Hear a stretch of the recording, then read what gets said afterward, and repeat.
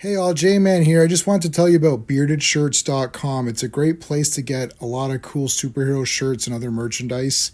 You can scroll, they've always got sales on. As you can see, they've got these really cool print all over shirts, which I really love. That's Eddie, the founder of the site. And if you're looking for stuff, all you got to do is you click on the search here and you can type in all over. And that's going to show you the all over prints, which are really, really cool. Look at that. You got Legion of Superheroes, you got Brave and the Bold, you got JSA, you got Superman, Green Lantern, Wonder Woman, all kinds of stuff. So check out beardedshirts.com.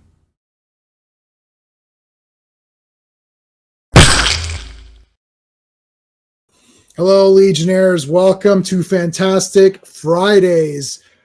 This is episode number 8 of Fantastic Fridays, where we are covering all of the original Fantastic Four. This is Jack Kirby's run, 102 issues, 6 annuals. We're covering issues 28, 29, 30, and 31.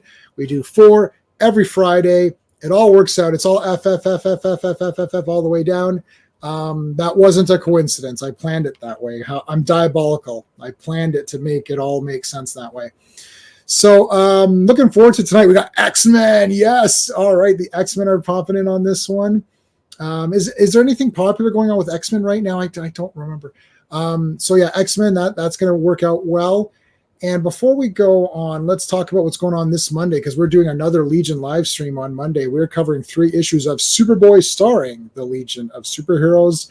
Oh my God, look, they're all getting shot in that middle one. Holy crap. Brainiac and Wildfire, and they're shooting they're shooting. Is that Lana? Wow, this is terrible. I guarantee you that Lana and Ultra Boy are dead and Mon-El has turned evil. I guarantee that's happening. So you have to tune in on Monday to see what happens. Like, this is crazy. I can't believe Mon-El's doing this. So that's on Monday. Sometime in the near future, remember how movies used to say in the near future, like Mad Max Part 1 says a few years from now, and you're like, okay, I guess that's a few years from now.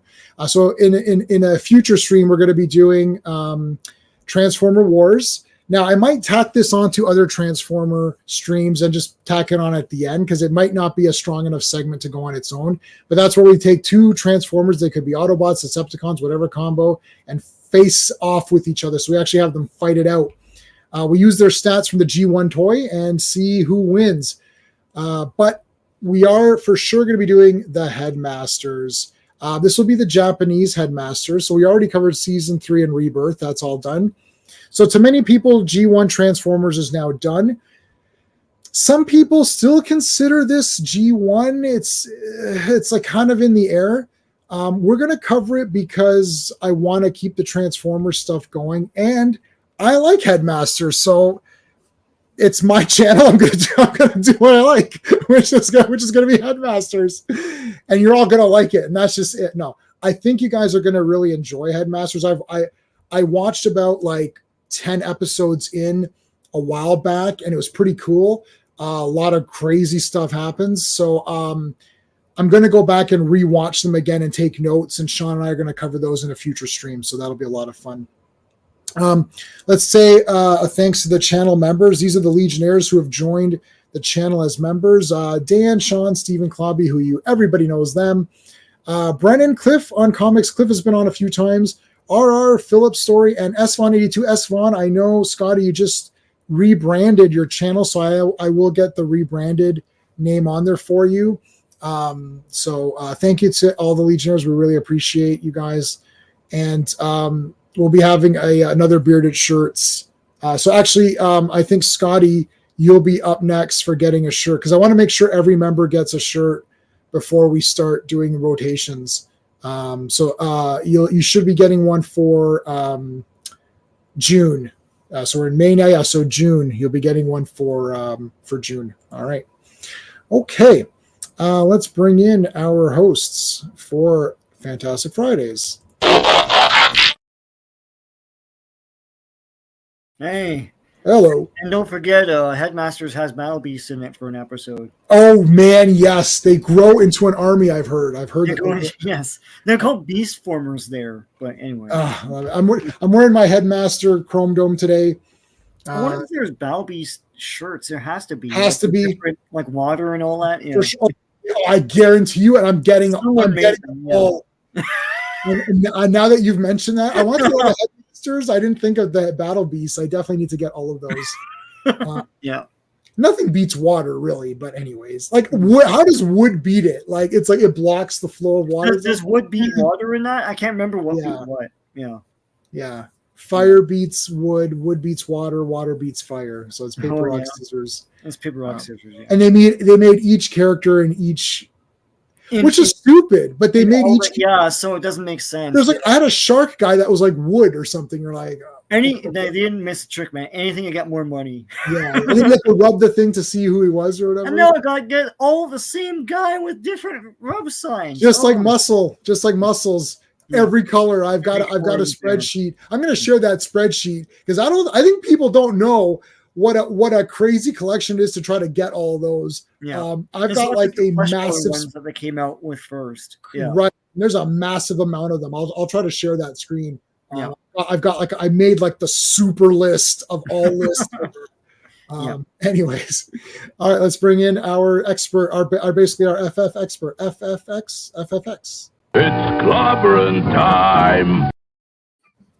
What's up, brothers? Hey. My buddy, the Fantastic Three are here to talk to you about the Fantastic Four. Good to see you, my friends in the chat. Yeah, let's say hello to the chat. We don't have a lady to join us to be the Invisible Woman. Well, we need to get on that. Get one? Yeah, get one. I don't know. I'm gonna be Reed. Sean can be Johnny Storm. I guess. Clobby, you already got yours picked out. Yeah, perfect. And we need an Invisible Woman. Wouldn't object to that. My wife, there'd be like zero chance of my wife ever doing any live stream. It's the same with my wife. Yeah. Yeah. This is like it's not happening. But there may be a lady FF fan out there somewhere. I know there are. I don't know where you'd find them. But, see if dig one up here. Where did you dig up that old fossil? No, we got. Yeah. FK was here right away. FK, I saw your Facebook post or your message, and Joe Dog was here. Joe Dog is getting some Son of Satan, baby. Yeah, I love that comic. Oh my goodness. Oh, I love it. You having a bad day, man? Oh, that's shitty. Well, hopefully this can cheer you up, man. We're gonna talk. It's gonna be a lot of fun going through these comics. Sorry to hear that. And I just put the book away. I read a book by Lynn Carter called Tower at the Edge of Time. It's actually a masterpiece, and I'm actually asking around and looking into possibly getting maybe a licensing right for the character, because the character in this book is the most unique character I've ever heard of. I'll talk to Sean about it privately tomorrow when because I'm absolutely blown away. It is an amazing book. But in that book, they find the meaning of life kind of, and he gives you the meaning of life. He literally gives it to you. They literally find it and they literally say what it is. You're like, 42. Oh, it's 42. Right? It is not 42. I thought it was 40. It was on page 42. No. Should have been. That would be great. But so Joe Dog, we're gonna hopefully we can. Yeah, we could have wrote some Gonzo books. Raquel's new book is out now. Yes, it is. It is out. I saw that. I've got it in my cart. So I got his copy. He got his copy and he was showing us his hardcover last night, and she's freaking out about if the title is correct, straight enough on the spot. Straight, like I said, are you kidding me? The thing is that so Sean and I have published many things. We used to do our own magazine. We had like 6 or 7 issues of our magazine, and then we also did. I've also published through Amazon a bunch of things. I do my own cover. I get my artist does the cover, and then I arrange it based on the template. And it's not gonna, like, they tell you right off the bat. It's not like you can't take a laser and put like, oh, is it centered exactly? Like, it's gonna be off. It could be off whatever degrees, like plus or minus a 16th, or I don't know what the number is. You know what I'm saying? Like, could be a 16th plus or minus of an inch off if possible. So it is what it is, man. Like, I mean, it looks good to that. Yeah, it looks good to me. I looked at it the other day. Now I didn't see the hardcover physical copies, but everything looks aligned from like when I'm looking at it online. So Well, Mark had to be an engineer about it and start running one of those little thingies he's got over it, measuring it. Yeah. And there may have been like a little bit off. Like, I saw we were doing it last night when we were trying to get up the show. Right. I'm like, when he did it, I'm like, oh God, are you crazy? Mark, what a goof. Gonna make it even worse. She's going crazy now. Mark, you're gonna have to slap Mark in the face next time when we see hear this guy. Give him some shin kicks. All right, hey, Classic Comics, how's it going? Skeptic is here. Skeptic. Hey, Skeptic. W Vogs, is that how we say? Can I just say W Vogs? Is that good? How's it going? W Vogs. There you go. Hey. Who else we got? Is anybody else? The meaning of life is 42. You're right. She's there. She's just invisible. All right. Yeah, she is there. Yeah. It's a fan call. Ghost of the Badlands is out from Razor Fist. Razor Fist. Yeah, his new book. Yeah. Oh, okay. Yes. I don't know all of the Razor Fist. Is that a YouTuber person? He is a YouTuber. Yeah, very well. Sorry, I don't know anybody. I don't know anybody. He coined the phrase the Bronze Age, which is like, which is right now like, bronze sword kind of thing. So yeah. Oh, what'd you say? He's big into Bronze Age. They brought Bronze Age back or something. Yeah, is it Bronze? It's the Bronze Age, no? Yeah. Age or Iron Age or Iron Age. I think it's the Iron Age. He's big into Shadow and other pulps, of course. And he's written some Shadow. I think he wrote a Shadow book, and he's taken a lot of the old Shadow books and did readings of them. Big long audio dramas on his channel. They're pretty cool, man. Is it just let's see, let's take a look. It's YouTube Razor Fist? I think that's on his channel. Razor Fist, yeah. It's Razor Fist. I found him. Rageaholic. No, okay, I know that. Okay, no. Yeah, I know who that is. Yeah. I didn't know. I knew the channel name. I thought that was the guy's name. He is a spectacular personality. I see. I know him. He's funny. Yeah. Not timid at all. No. I know who he is. Yeah, it's not Bronze Age. Bronze Age is Marvel. Yeah. What are you talking? It's like, Sean, this guy carried the Bronze Age. Red? I was like, it's the red metal one. God, man. I think I was on a stream with him once. He's pretty cool. You guys are all. I gotta give you something brutal here. Let's. Okay, Sean. I recommend you try another sport, like knitting. That's brutal. No. Yeah, Rageaholic. I know. I thought he called himself Rageaholic too. I didn't know. Oh yeah. I just made my thing simple. J-Man. Like, it's like I can't tell when there's like a different name and then there's a different guy for that name. Then I get all confused. I don't know who anybody is. Indeed. All right. Yeah, I can't keep track of everybody, and I don't, and nobody invites me on anything. So if you invite me on any stream, I'll go on anybody's stream. But then I'm not going to know, and then they're just going to be like, "Who's this guy?" I'm like, I'm just going to talk about whatever the topic is. I invite you. I mean, I am nobody, but I do invite you. No, that is true. And we have a topic. Yes, if I know the topic in advance, then I'm okay. Yeah, but they ask you about like Disney stock or something. I won't know any of that. Nelson Peltz. Me either. Crap. It's like, Yeah, like guys, why do you follow this? Yeah, I don't Did know. you read the latest? Like, and they're big into it. People people watch those channels. God bless them, because I'm friends with some people who cover that stuff. Yeah. I could not give. Not that I don't care. I think it's important stuff. I can't follow it. I mean, I just don't. I can't follow it, man. I can't, like, Joe Dog always goes to, I guess it's Gary's, does Gary host? Yeah. He hosts it, right? Friday Night Heights. Yeah. Like, what am I going to say on there? Like, I'm like, Acolyte, I don't know what you're talking about. That's Disney, right? It looks. Oh, that's this week, eh? Oh crap, man. I didn't even. Okay, it's this week, I guess. I don't know. I think it's Tuesday or something. Yeah. Well, I don't know any of this, and I'm just. They do. They also talk about the content of the show, whether they like it or not. Whereas none of us just talk about the inside baseball stuff. Yeah. Yeah, like I don't watch any of these things, and Echo Base too. Like I like those guys. I was there from the beginning with those guys, and it's like, oh, we can invite you on to talk about what? What am I going to say? Like, I like original unaltered trilogy. You want to talk about the original unaltered trilogy and Rogue One? I'll join you on that one anytime. Ask me anytime you want. I will come on and talk about it. Yes, sir. I'm not into. Yeah, I don't know. That's why I can't. They go on about it. I'm like, it sucks. I agree with you. I believe you. It sucks. We've all tapped out, and I'm it's tapped out. yeah, it's like I can't like I used to follow everything Star Wars, and then there at a certain point I think it was Resistance, that TV show. Oh yeah. I tried to watch it like on Disney Plus, and I was like, it's so boring. And Oh it's yeah. made for kids, and I was like, I don't know if I could get through all this. Like I pride myself on watching everything Star Wars, and I couldn't do it. So Andor, I tapped out. Yeah. Tapped out Me of that too. one. I watched Yeah. 2. Tapped out. I watched 6 Ahsokas, which is really good. I tapped out on that big time. I read like 5 High That Republic sucked. books, and like I couldn't do it, man. It's too damn stupid much. It's, you know. I like both. I like original and extra crispy. Everyone likes extra Me crispy too. though. I Come like on. original Original's good though, yeah. because they're the only ones that do it. Everybody else makes crispy chicken. And Sith Yeah. for the pre. That's a I rule. do. I like the first. I like the prequels. I'll say I like the prequels. That's as far as it goes. I have seen Phantom Menace probably 700 times.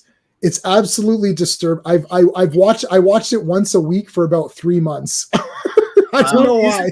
Is it the best of the prequels to you? I don't know. You know why? I'll say this when we gotta move on. We gotta move on. Okay, yeah. I'll say- Qui-Gon Jinn, I always thought, he's all right. He's kind of bland. But however, Disney has destroyed the reputation of every Jedi Everybody. systematically.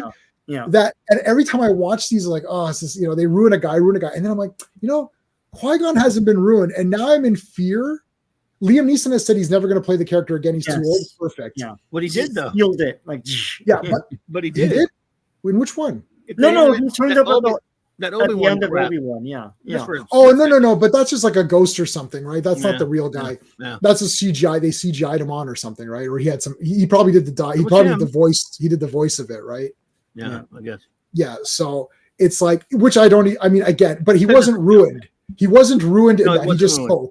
spoke, right? So I'm scared that they're going to ruin him. So I'd rather just not even get into it Right. now. So Yeah, Obi-Wan that's- Obi-Wan has become my default favorite character. Sorry, not Obi-Wan. Qui-Gon has become my default favorite character because he's unsullied.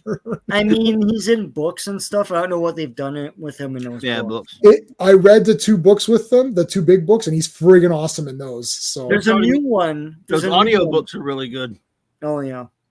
What Yeah, no one? there's a new one where he does stuff. I saw it. I had it in my hand. I was like, I don't know if I want to buy this. I have Jedi Apprentice and the one that takes place right before episode 1. Oh yeah, okay.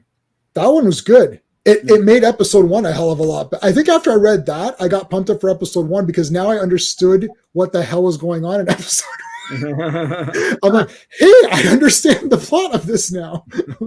They should have had someone read that book before the movie. Okay, guys, before you watch this movie, let me read this whole book to you so you understand what the F is going on in this stupid movie. Anyways, There you I go. still love it. All right, let's do it. All right. Fantastic Four with the X-Men. Have you guys heard of the X-Men? I don't know if they'll catch on. They might. Let's see. I don't know. I'm doubtful. They're like brand ass new here. So Yeah, they are. Well, Yeah. yeah. pretty Squad much. Guard. Fantastic Four volume 0 only. Number 28. Cover by Jack King Kirby, and Saul Brodsky, and Stan Goldberg. Can say really. Release date April 9, 1964. Cover date July 1964. Written, plotted, created, and penciled by Jack King Kirby. Inker Chick Stone. Thank God we're in the Chick Stone era. It's so much better. He's so much better than George Bell, Russos, and all these other ones. In my opinion, he really starts to amp up the art. And yes, uncredited colorist, artist on Michael the letters, edited by nobody. All right, we have a pretty wow. Everyone's got a vote, so we've got four villains. The first is a pair, Thinker Puppet Master together, Red Ghost, Diablo, and Mole Man, and everyone's got some votes. So we'll keep that going. Let's see how that pans out. The X-Men's a passing fad. You're right. It'll end in 97. I get it won't go past 97. That's for sure. All right. We have to fight the X-Men. I love. You know what? As soon as I read this, like I love it. Just tell me what the hell's going on in this. It's like we have to fight the X-Men. Like perfect. That's what I like to. That's what I like to see. It's like I don't. Oh, X-Men. Okay, on my side. Oh yeah. YouTube's being weird. Yeah. Doesn't like me. I haven't done anything. I haven't gotten any strikes. I'm not saying anything's W or I'm not saying the W word now or whatever. Okay. Wow. Everyone's talking in rainbow today. Everyone's got different colored. Yeah. It's a typical day is it typical? They're not beating the crap out of each other. So I'm not sure if it's typical, but it's like a day in the Baxter building. Yep. Well, Jack Kirby's the king. Yep. The king. I think this is when he first called him the king. The first one? Yeah. The leader, Stanley. Yeah, but a king is above a leader, I think. It would be, yeah. Right? Oh, yeah. So, all right. So he's got a statue of himself. Yeah. And this is the first time, have you guys noticed that, or at least I'm not sure if it was this issue. I read all these almost back to back. I think, and you guys we can take notice of this as we go. Johnny is less flame on all the time. Like there's more of him just not being flame on all the time. Right. See, like he's a little bit flame. Mm-hmm. I'm just a little bit flame. This guy's like fully flame now. X-Men. Oh, who are these guys? Oh, and that's a conscious decision too. Yeah. To make him less flame on.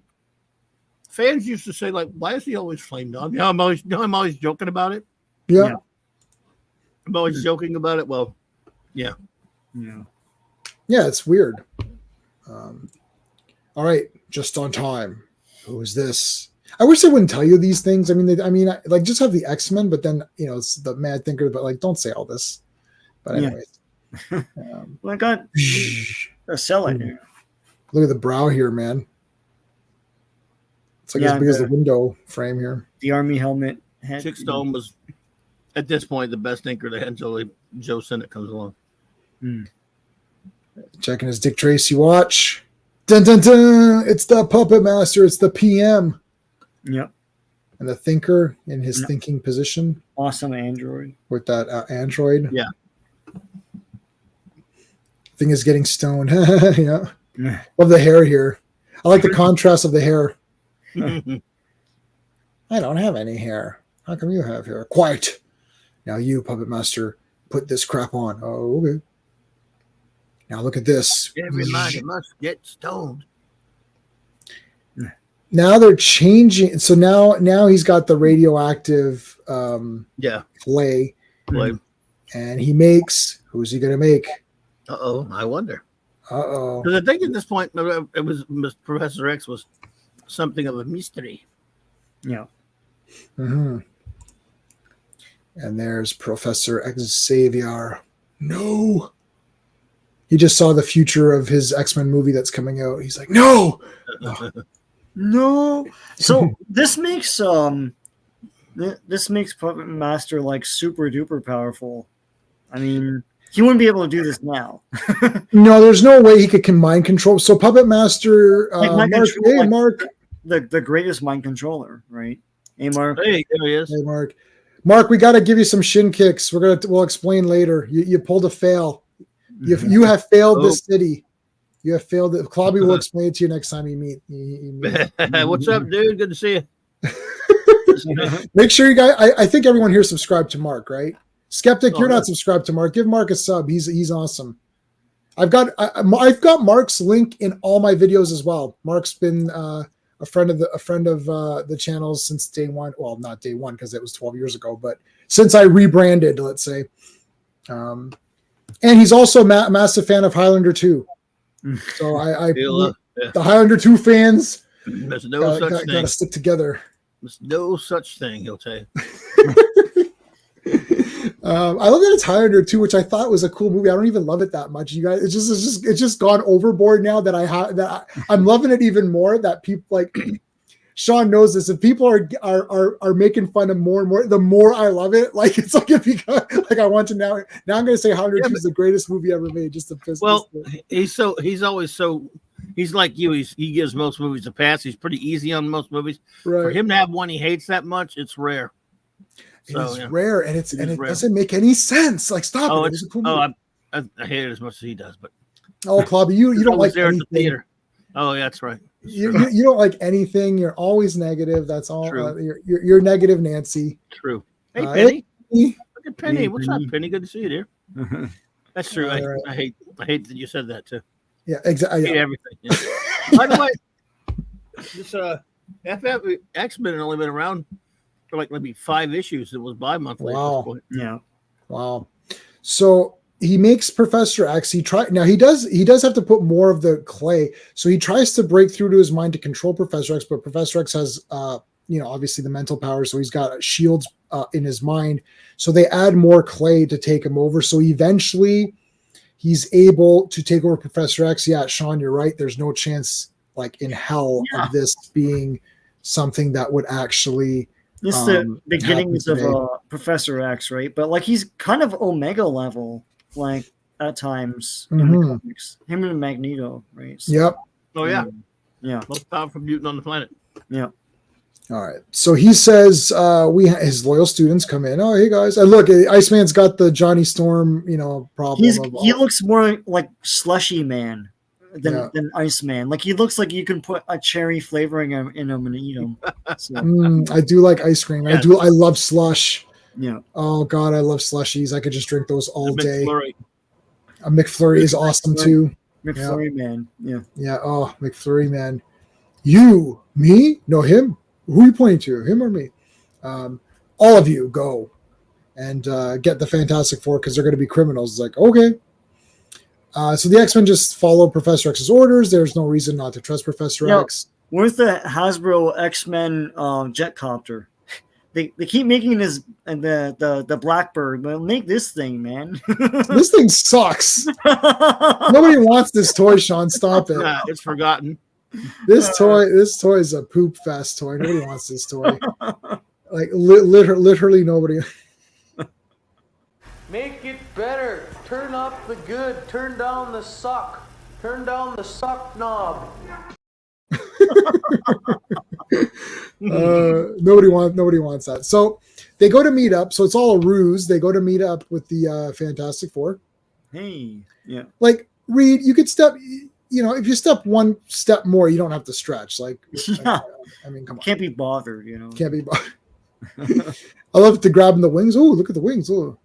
Benjamin J. Grimm, mind your manners. The X-Men are our guests. Alicia continues to shine as the best girlfriend in all of Marvel. So far. Best girlfriend who's not powered up, I'm saying. Not Black Widow Yeah, or something. yeah. Like, I'm talking about regular Gotcha, female. yeah. Yeah. Best regular female. Actually, I think I remember liking her in those first movies. She was okay. Yeah. Yeah, she was nice. All right. So, okay. Kirby machines. Let's check out some Kirby machines. Early Kirby machines here. Yeah. So Cyclops is like, okay, you got to come with us. It's like, nope. I'm going to go ahead and say no. I'm not going to do that. It's like, So instant fighting happens. right. Fighting.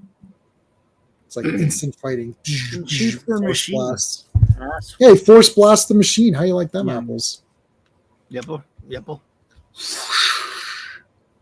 That's the flame on. And Marvel Girl destroys this statue. It's like wrestling. Whenever there's a statue, man. Yeah. It's dead. I know. I love Jean Grey. She's like, one of my favorite top 5 female characters in Marvel. Yeah. And come on, man, you're destroying the statue. That there's no call for. Oh, she didn't mean. She didn't mean. It was an accident. It was an accident. I know, but wow, it's just so somebody want to. Alicia Masters toiled away on this thing. And I know this is a sad situation. Bad. Yeah. That's female on female violence. I know. Come on. Ape doesn't kill ape. That's just. Except for every movie, yeah. What do you? Even though they do. When the first one was in part 5 when that ape killed that other ape. If you don't count the new crappy Well, one. and even in the first movie, they threatened to hang Cornelius for treason. Well, he was treasonous. We can't have that guy running around What was killed? polluting the apes. with our stinking human as his human sympathies. Just saying. So that this is cool. Marvel Girl versus thing, and then it's a twister. I would have had it. This is embarrassing. Ben, what's happening? Why is she using her mental powers on you? Stop it, Marvel Girl. Oh, Warren, dude, really? Come on. Yeah, it's like grabs her, flies violence off against the opposite sex, man. That's not going to fare well. But Iceman makes this whip Iceman thing. grabbed her. Yeah, like a whip thing, I feel like if he just went straight, it would have been easier. I know he's right there, and then it just goes there, and then you're done. I gotta be more stylized with my ice powers, I love bouncing ball Reed. They should make those balls. Bouncing Reed. With like the design in his head. Yeah. They never made a stretch Armstrong Reed Richards? No. They must have. What? That seems... And Hasbro has the rights to both. So they should be... Yeah, it's because to them, Fantastic Four is not as viable as X-Men. Yeah. Oh my God. I don't think they did. I mean... Hulk and Spidey. Right? Bouncing around. They did like a Spider-Man. As I'm saying, they did Spider-Man. All these weird ones. Yeah, Reed Richards is a blue ball. I'd love to have a stress ball of Reed Richards like that. That'd be really cool. And Bouncing Boy. And Bouncing. Oh, yeah, Bouncing Boy for sure. This is great. Oof, and then he wrestles him up. Throws him. And Beast here is also... They've nailed some of the characters. Like Beast is talking like Reed, like they're the two brainiacs or whatever. They're the nerds. There's a couple of great lines where Ben is like, "Well, man, if you two start to talk, you'd be like, you put like you need a dictionary or something." Oh, Mark, buddy, man, thanks so much. Hey, Mark. Hey, Mark. Oh, we got to get what can we give Mark? We got to give Mark a good one here. What does that say about Mark? What does that say? Oh dear. No, Mark's gonna unjoin in 2 seconds of it. If I had a Highlander 2-1 buddy, I'd play that for you. I'm gonna give you Conan, my favorite movie of all time. That's what the new members gotta get Conan.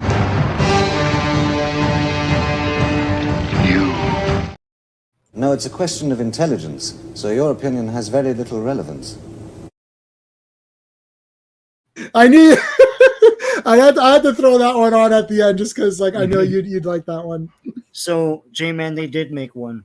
It was for one of the movies. One of the Fox movies. That's still kind of neat though. Cool. It's got the likeness of the guy Ian Griffith, I think his name was. Yep, the actor, yeah. But on the box is two kids stretching him out, awesome. one has the legs, one has the arms. I never saw that one. But I wonder if Mark has that. He's got some toys from that movie. Do you have that one, Mark? That would be one I'd get because it's appropriate, right? Yeah. Mark, if you're still in there, let us know if you have that stretch Fantastic Four one. That looks really neat. He's got a lot of thing figures. I don't know if he's got that one. Yeah. Show it again, Sean. Can you show it on your phone again? Yeah, it's super. What is it called? Super Stretch Mr. Fantastic from one of the movies. Showing it. Yeah. Yeah, that's awesome. Yeah, we can see it. Yeah. Okay, so this is a great fight. He'll go order it probably. Yes. I know. See, I should have ordered it first before. That's the problem. Enable him. Yeah. Jamie, how's it going? Thank you for popping in. Like Conan, I thought Conan Destroyer was okay. Most people hate it, but I don't. Oh, I love Conan Destroyer. I'll tell you that much right now. Conan is my favorite movie of all time, and Conan the Destroyer is damn awesome. I haven't watched Destroyer since I saw it at the theater in '84. It's basically Marvel Comics Conan because he's got a team of guys. I remember it, but I didn't watch it again. I haven't seen the first one in a long time. I need to actually get that and watch it again. I've got the 4K of both. I actually have. If anybody wants the soundtracks, I'll give it to Mark.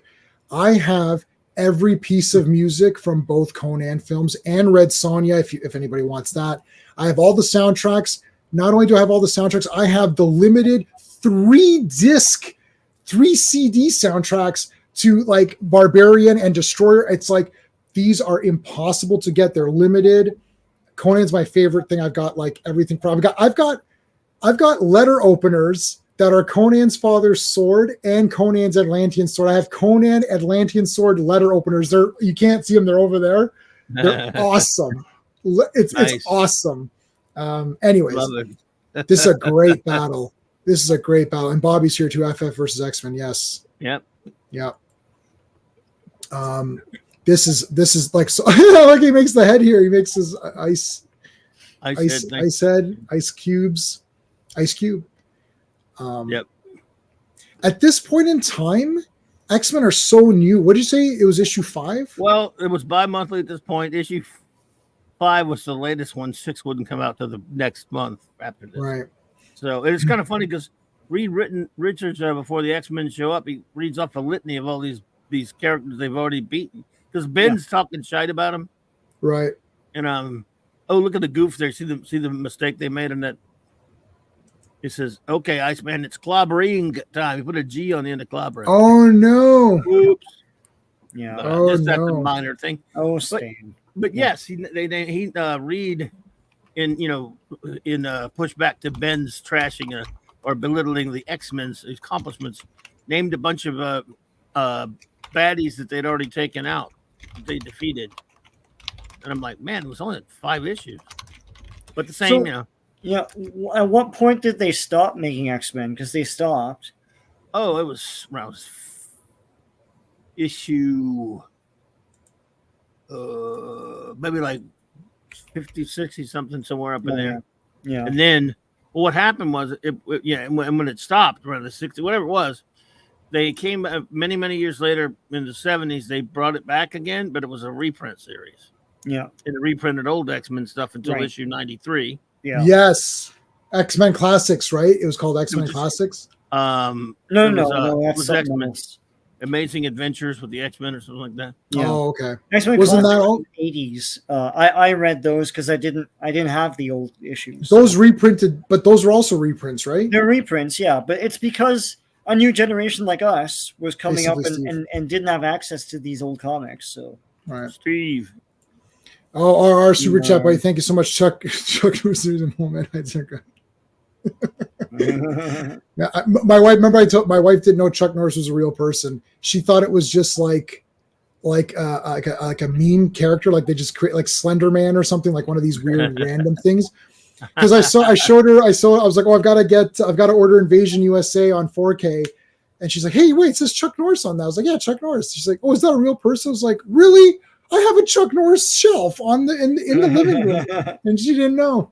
I was like, this is a fail on me. Well, wait a minute. Have you ever met Chuck Norris? I have. No, I don't know. I haven't met him. Well, how do you know he's not? How do you know he's real? I don't know. It's like Sasquatch. I've seen videos. Okay. So they're both real. if you stare at an American flag for 10 seconds, Chuck Norris's image appears. Yep. I've tried it. It's worked. Yeah. Let's give. What can I give? What can I give our buddy here? Well, I'm going to give him the badass American Ninja clip for the super chat here. You know, every place you go, there's always someone who thinks he's a badass, right? Right, Jackson, yeah. Jackson, and he goes, it's like, you are some kind of badass. So there you go. Yeah. You think you're a badass, probably, boy? Because you sure look like, anyway. Yeah, it sure looked like you sure acted like one the other day. Yeah. I answered Bobby's question in the way he didn't think I was going to answer, which is the open step, fleet horse, falcons at your wrist, and the wind in your hair. Wrong. He goes, wrong. Conan, what is best life? To crush your enemies, see them driven before you, and to hear the lamentation of the women.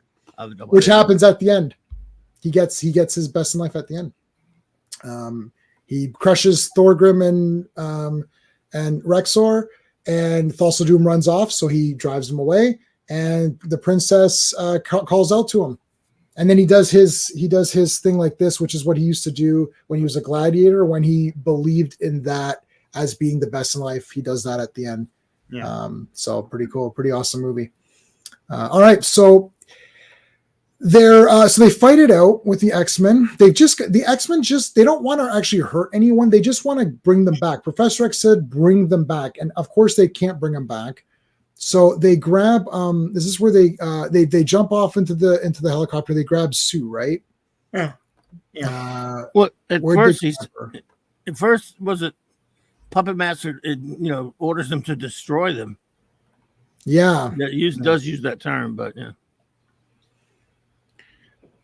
that's why I'm still alive. Yeah. Yeah. So I guess it's like now it's like we'll come with them. But if you notice though, Johnny's flamed off. So he flames off after the fight. Right. And then he's normal here because like usually he's on flame all the time. Yeah, they've kind of changed that a little bit. Mm-hmm. Yeah, they and also check this out. They put Alicia in a safe spot, knowing that there was going to be a battle. So it's like the X-Men aren't bad guys. They're just being told what to do by Professor X. Right. Fantastic Four follows them. Well done, my X-Men. He's purple now. I don't know why he became purple. Stylish. Oh, we got a big block hand from Iceman. Yes, I like that kind of stuff. That's so cool. Yeah. He doesn't have his boots on here. Sometimes he has the boots. Sometimes he has the boots on. And then sometimes later on he would get that belt or whatever that can help control his icy powers or whatever. But Reed wants to hug everybody. I don't get why. Like just no, I'm just joking. So he's trying to ask them that blast. This is great.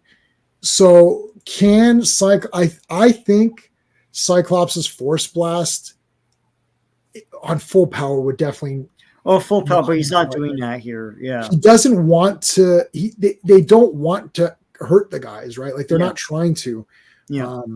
And then Thing falls through this trap here, and even Cyclops is because Cyclops is like, I mean, he's a smart guy, right? He's a tactician. He's he's just like, what the hell is this? This is weird. Like, why was this booby trapped here? Like, yeah. And so this cool thing comes up. That's kind of fun. That is super fun. Yeah, that is really neat. And then, so now, could Jean's powers work through an invisible force field? That's an interesting question. She could probably, if she focused, she could cause Sue considerable harm because it's telekinesis. Yeah, so she could like the invisible thing isn't a barrier of like your powers being controlled, right? Like it's not like you can't.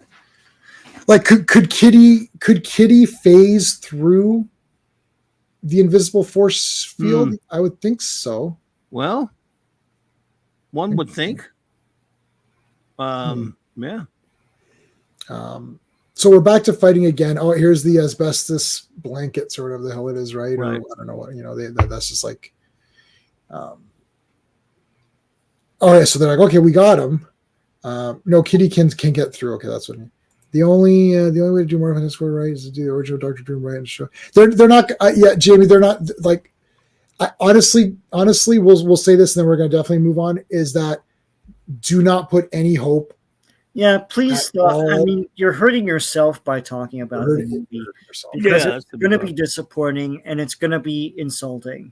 It'll be insulting, 100%. Like I guarantee, and people are like, well, no, I'm not Nostradamus, but like we've been burned several times before, and the same creative team that made Phase 4 and is now Phase 5 is doing this. So, if it's good, I will bloody well say, hey, I thought this was going to be garbage, but it was. Right. I'll say it. I'll say it for anything. I don't care about being wrong. Right? I don't either. I thought X-Men 97 was going to be a pile of trash. 100%. I thought it was going to be a pile of trash. I thought it was going to be a bunch of garbage. I thought it'd be shit. And my entire top shelf is X-Men 97 toys. Yeah. So there you go. I'd rather be wrong because I want it to be good. You want it to be good, yeah. I'd rather be wrong. Me being wrong doesn't mean anything. Okay, I was wrong. Big deal. Yeah, I was wrong, and we benefited from it. That's happened to me many times. I'm like, well, it's just you're wrong, but yeah, good. Yeah, good. In the rare instance that happens, I'm kidding, but I'm as far as comics predicting comic crap, it's rare. And in the rare instance, I was going, I don't even want to see that. That looks like it's gonna be crap. Let me try it anyway. Oh, hey, wow, it was good. That's happened. Yeah, and which it happened every time. Yep. Yeah, X-Men 97. We all liked that one. So there you go. And we all thought it was going to be poop, obviously, right? Anything from I was concerned. But I knew Larry Houston was involved. And I thought, I don't know, maybe. But yeah. All right, so Professor X is still being one bald man controlling another. Come on, bald on bald violence. You guys got to stick together. You guys, the bald people got to stick together. Who would have thought that Puppet Master is my brother? Oh my God, stepping on the doll here. Ah. So Beast is smart. All these guys get knocked out by Professor X's power because he's so Puppet Master is controlling Professor X. Professor X is then turning that on to the X-Men, but Beast he's the smarty pants. He's able to fight it off, crushes the doll. That takes care of that. I love this. The Force here, so all this stuff's coming out and things like, no, I'm going to power through it. I just like when he just climbs, he just climbs out. Nothing fancy. He unravels Monsieur Fantastique. Rips the the blankets off, rescues everybody, but then the android attacks. This is cool. So let's see what everyone's doing here. Iceman's trying to ice up the guy's arm. Angel's trying to, flip him or something. Beast is dodging. Or something. Yeah. Johnny's flying around with the torch here, blasting him with his beams. Force Blast trying to trip him here. They're running down. Beast is attacking. What's the guy's name? Thinker. Yeah. Oh, he got nailed. He got nailed with fire. And then, she's using telekinesis. That was cool. And then he force blasts. Because he has no leverage that way. You can just do whatever you want. Yep. This thing is pretty cool. This Android thing is pretty interesting. Yeah, it's around in comics. I mean, backbreaker here or whatever. Like this is but then he turns into a thing. Turns a thing. Yeah. Punches him in the face. And he's like, damn it, this movie's going to suck so bad. And then snap out of it, Charles. You have to snap out of it. Like, okay, I'll snap out of it. He snaps out of it. Somebody could totally take that panel and put whatever they want in that word balloon. Like, my God, what are they doing to X-Men? That's happening, Sean. Thanks for that idea. You can even put something in the yellow. It's like, meanwhile, in the X-Mansion, like, oh my God, this new reboot of X-Men comics. Like, I did it with Superboy. I was doing Superboy news and having Superboy talk and be like, gee, this movie sucks. I gotta keep that in mind. Because I got a picture of Superboy on a microphone. It's like, attention, everybody. This PSA is like, attention, this movie sucks. By the way, I want to thank everybody who's watching right now and not watching Doctor Who on Disney Plus. I appreciate it. Then you're going to watch it. Oh, I'm watching it tomorrow morning. And then I've got to do my man. I'm literally, I'm not going to admit this. This is something that the people won't admit. I'm watching Doctor Who in order to make videos about how it sucks so that I get views. That is the sole reason. Yeah, it's the sole reason. Confessions. Yeah, to hide that fact, but it's dude. Yeah. The people, they're trying to hide. Why? I'm making Doctor Who sucks videos because they get tons of views. So I want to thank you to all the people who are watching them. And if you hate me for saying it sucks, please comment because that's helping me as well. Anything you do to interact with those videos, do it. I'm the only person on YouTube that'll admit he's doing it. This I'm doing because I'm having fun and I like hanging out with the panelists here and going through these comics. I'm doing this for fun. The Doctor Who videos I'm doing because I want views. Like that's why I'm putting sucks in big. It's like, you hate me. Thank you. I appreciate that. All right, Mark, take it easy, man. Thanks so much. Yeah, I'll admit it. I don't care. I have nothing to hide. It's obvious. Real time, yeah. Damn it. You and your grilling. Oh, I never get. I'm in a condo. Good, like beef or something, and not clams or something. It'll be clam. He does make some good stuff. And some repulsive crap. Clams are good. Well, all right, it's all good, man. As long as I can eat another animal and feel like I'm on top. It's like, yeah, on top of the food.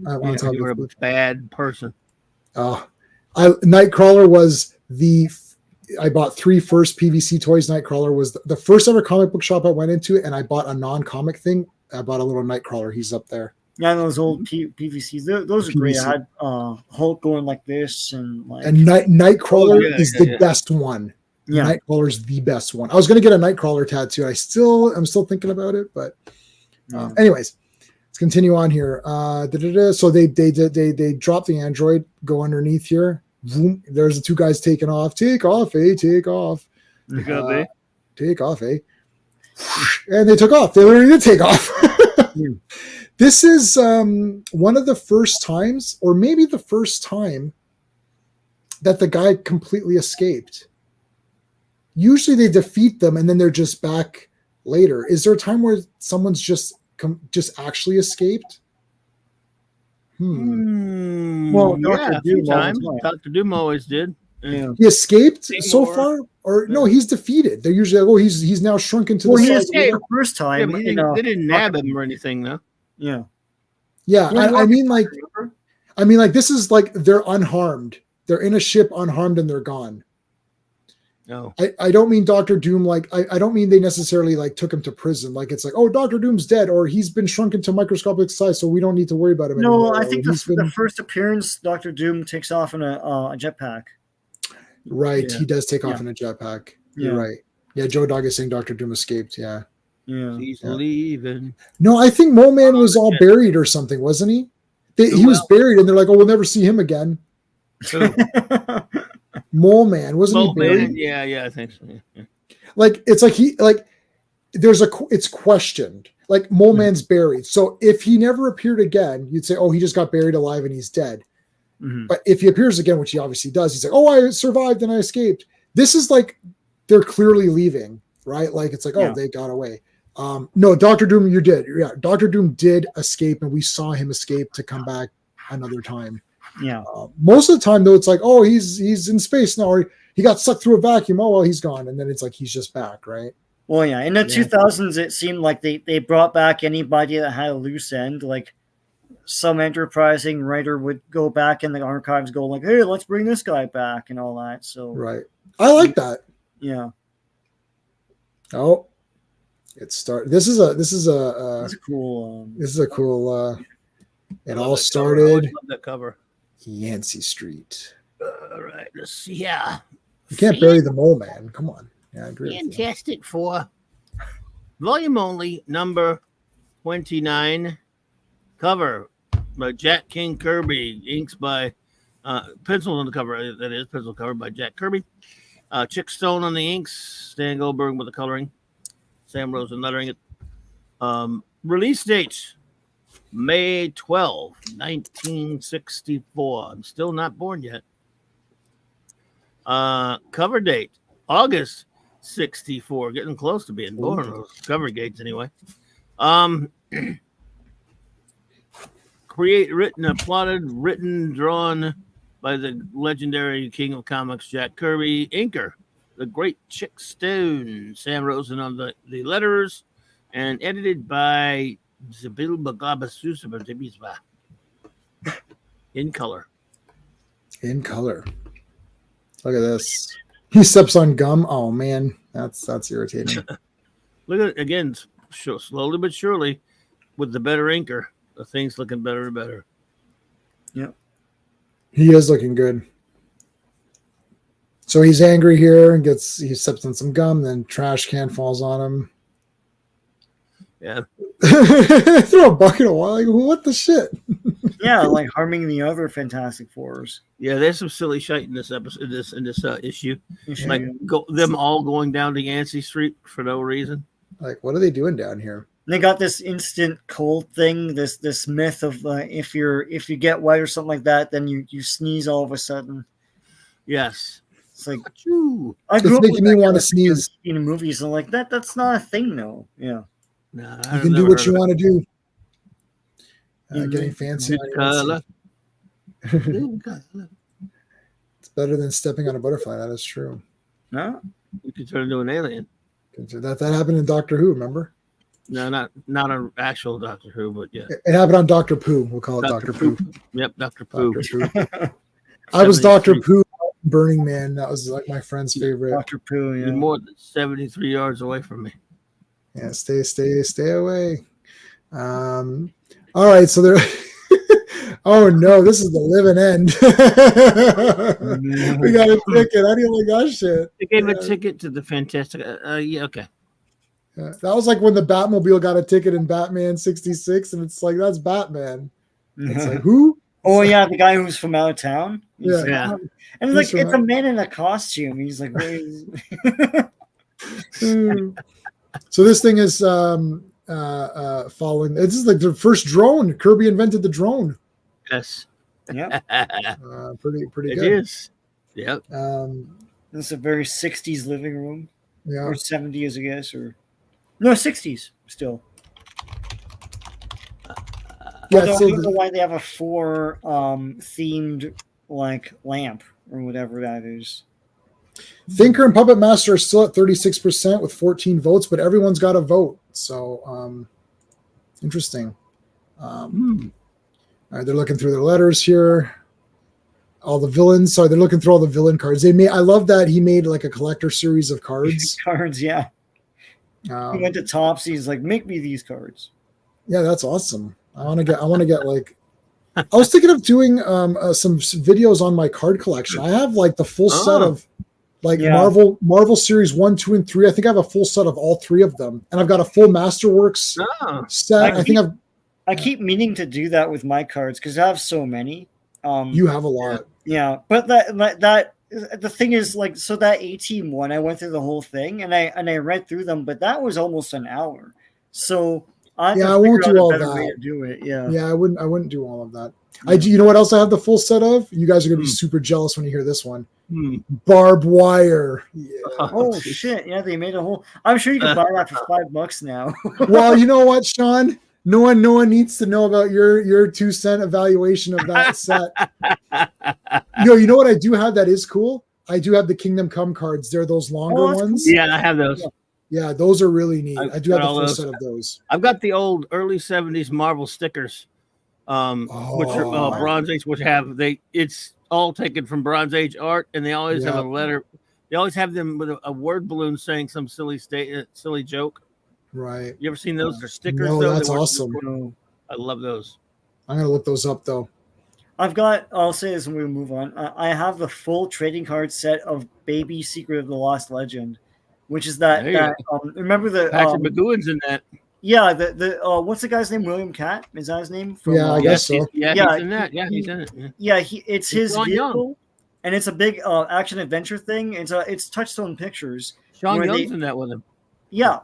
Oh my God! Yes. Wow. What's funny is that you can't find the movie anywhere, and it's not even on Disney Plus. The easiest way to get access to that movie is the trading card set. You can easily get that for like. I'll find it. I'll find the movie for you. I saw that at the theater when it came out. Wow.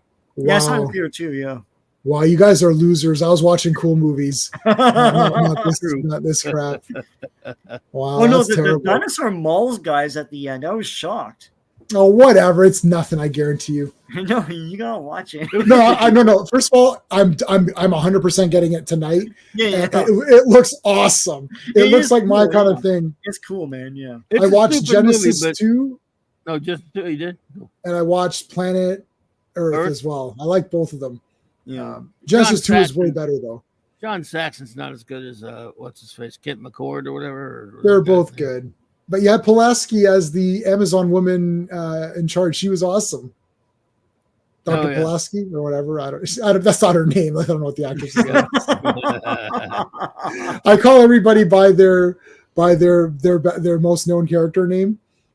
So it's like, all right. So Thing crushes the statue, and Alicia's like, "You damn bastard! What's going on?" Yeah.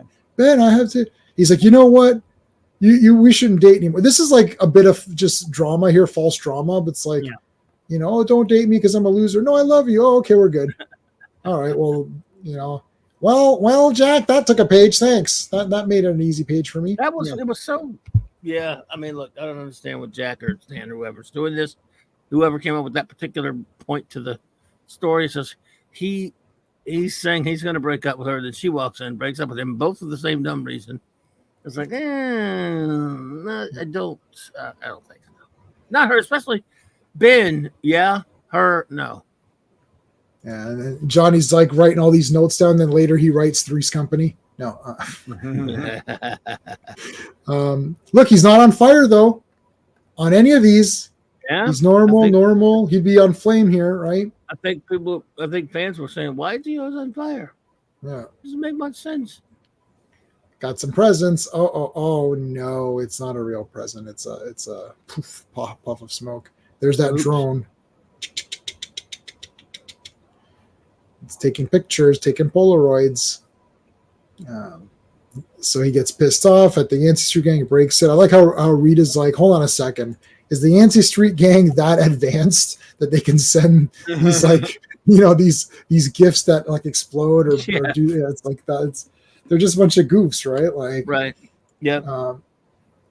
And then, oh man, the big ape guy. Dun, dun, dun. Oh, this is cool here. I like this ape versus, Now, see, I saw him. I knew who we're dealing with. Right. It's a gorilla. If Thing was an ape, that wouldn't have happened because ape on ape wouldn't have. Done Ape doesn't kill ape, right. or punch ape in the face. Or punch in the face. So he stretches around him, and then he's now. Remember, these apes have superpowers because they're from the Red Ghosts, right? So the Red Ghosts guys. This is awesome. It's like, oh no, it's like you're destroying, a Kirby car or whatever. Flame on. Fires him. Oh, there you go. There's that asbestos hood. Ouch. Yeah. Asbestos. Don't do it. The people. Sorry. You did that convincingly. That was good. That wasn't even planned. I just the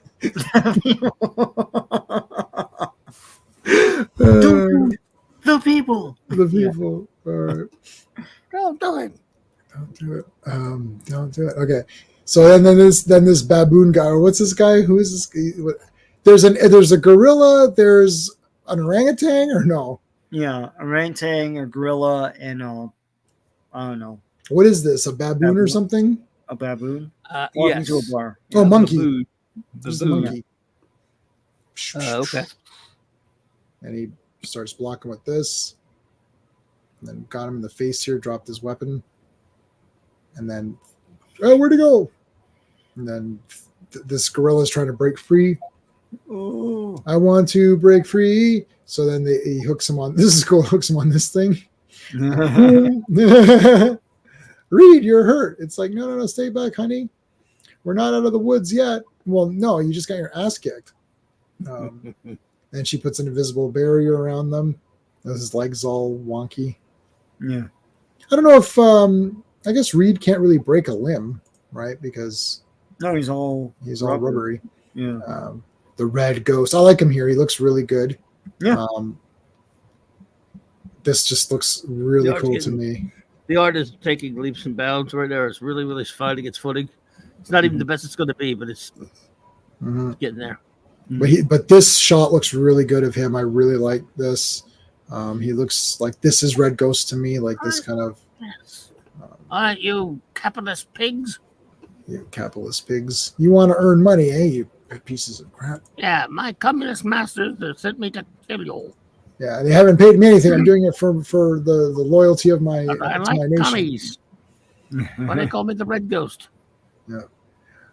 You are wearing green though. Maybe you should. I'm the wardrobe expert here. It's like where's your red, dude? I know he's.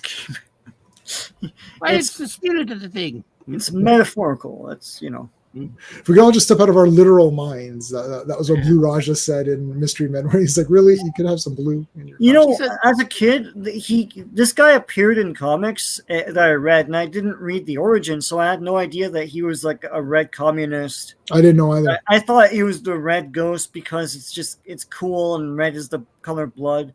I had no idea he was a commie. I didn't know either. Yeah.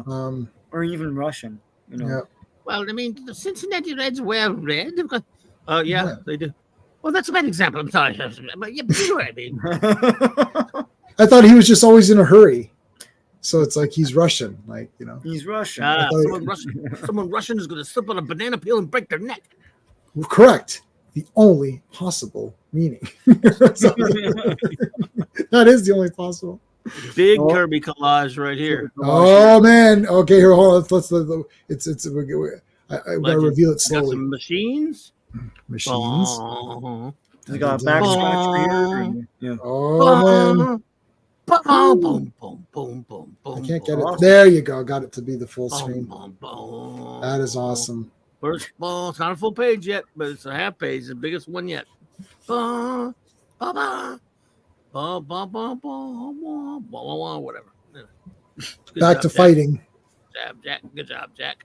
Oh, really? Jack, you couldn't draw the whole guy? That's really lazy. Oh, wait, he's going through the wall. Bobby's not the first one. It's very close because we had an FF issue last week that had a smaller one, and I think it was doing it in Thor eventually and stuff too. So it's very close to one of the earliest ones. This is the biggest one that we've had, I think. It's the biggest one we've seen in FF so far. Yeah. Jack Kirby versus Hero. I don't know who. I have to look up. I'll have to look him up.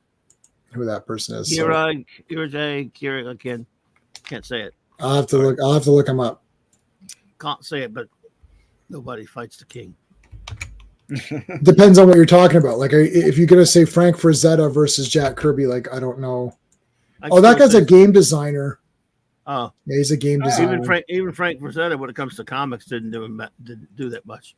Yeah, so that's what I'm saying. What are you asking? Like, are you asking? Yeah, are you asking like a painting for a cover of Conan or Call or something, or are you right? Or, then I would go with Frazetta, books. Yeah. Then, right. then I guess it's Frazetta. I don't know. Like, well, when we did that stupid Tripwire article for all the time, I was doing. Yeah, I did. I was there for every episode of that one. Oh, really? Nice. Oh, I love that stream. I enjoyed that. But yeah, that was awesome. They put Frazetta like at number 2 all-time comic artist. I'm like, he didn't do that much. He was a great artist, obviously. But yeah, comics-wise, not a gigantic body of work.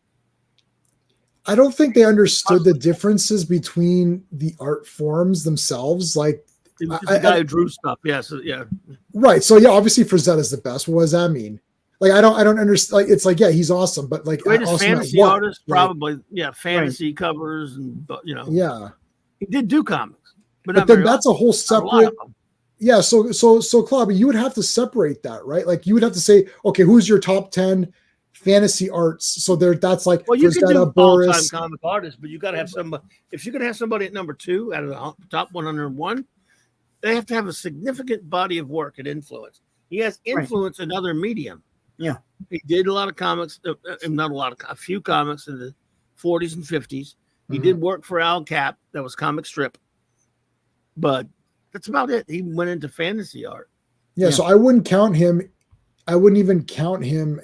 I would say you have to go by the guy's most known body of work. So if Kirby is like all comics, then that's his thing. If Frazetta is fantasy art covers, then it's fantasy artists. I wouldn't put those to. I wouldn't, even though some can do. Like, surely if I went to Kirby and said, "Hey, can you draw me a cover for like a fantasy character?" He can like, do a Thongor cover. Oh, okay. I don't know who did the Thongor covers for Creatures on the Loose, but Gil Kane and Kane, sure. Mm-hmm. So there you go. Right now, Thongor the books, Frazetta did those covers. I have some. Oh yeah, he did. Yeah, so there you go. I mean, so they could have swapped. Like, they could have. They could have had Gil Kane do a fantasy arc, right? But that wouldn't be. That's not. He's not a fantasy artist in that way, right? Like, if he did one cover, you base that list on production and influence and other things, and only 2 other people produce more comic book pages than Jack Kirby. Both those guys combined aren't like a 10th of the influence of Kirby, and I love both those guys. So, but so yeah. Now this was weird. All right, so they're fighting it out with these ape guys, and I love the spike. Like, so this guy can turn into stuff. Yeah. This is awesome. The spike ball here, that was badass. Goes through the trap door here. Then now they fall through. And he drops them on the moon. Now, who lives on the moon? Do we remember who lives on the moon? So they can't breathe, of course. And Sue uses her powers, which were expanded a few issues ago. But they can't. I love this part. They can't breathe for very long, and so they're trying to stretch it out, and they can't and Reed's trying to look out to see where to go. and he sees it, but they're like, how do we move in this thing? So Thing burrows through, and she can expand. So they're kind of, it's like a blob. It's sort of like a slug. She has to keep him covered with the air. Yeah. This is one of my favorite all-time scenes in an FF comic. Because look at Ben's face right there. It's really starting to. Oh, here. Yeah. Up. Like the anguish here, or like this. That one there with the one with Reed. Yeah, it's just really starting to form that face. Mm-hmm. Chick Stone had a bit to do with that, but so the fact what Ben has to do, sheer force of will.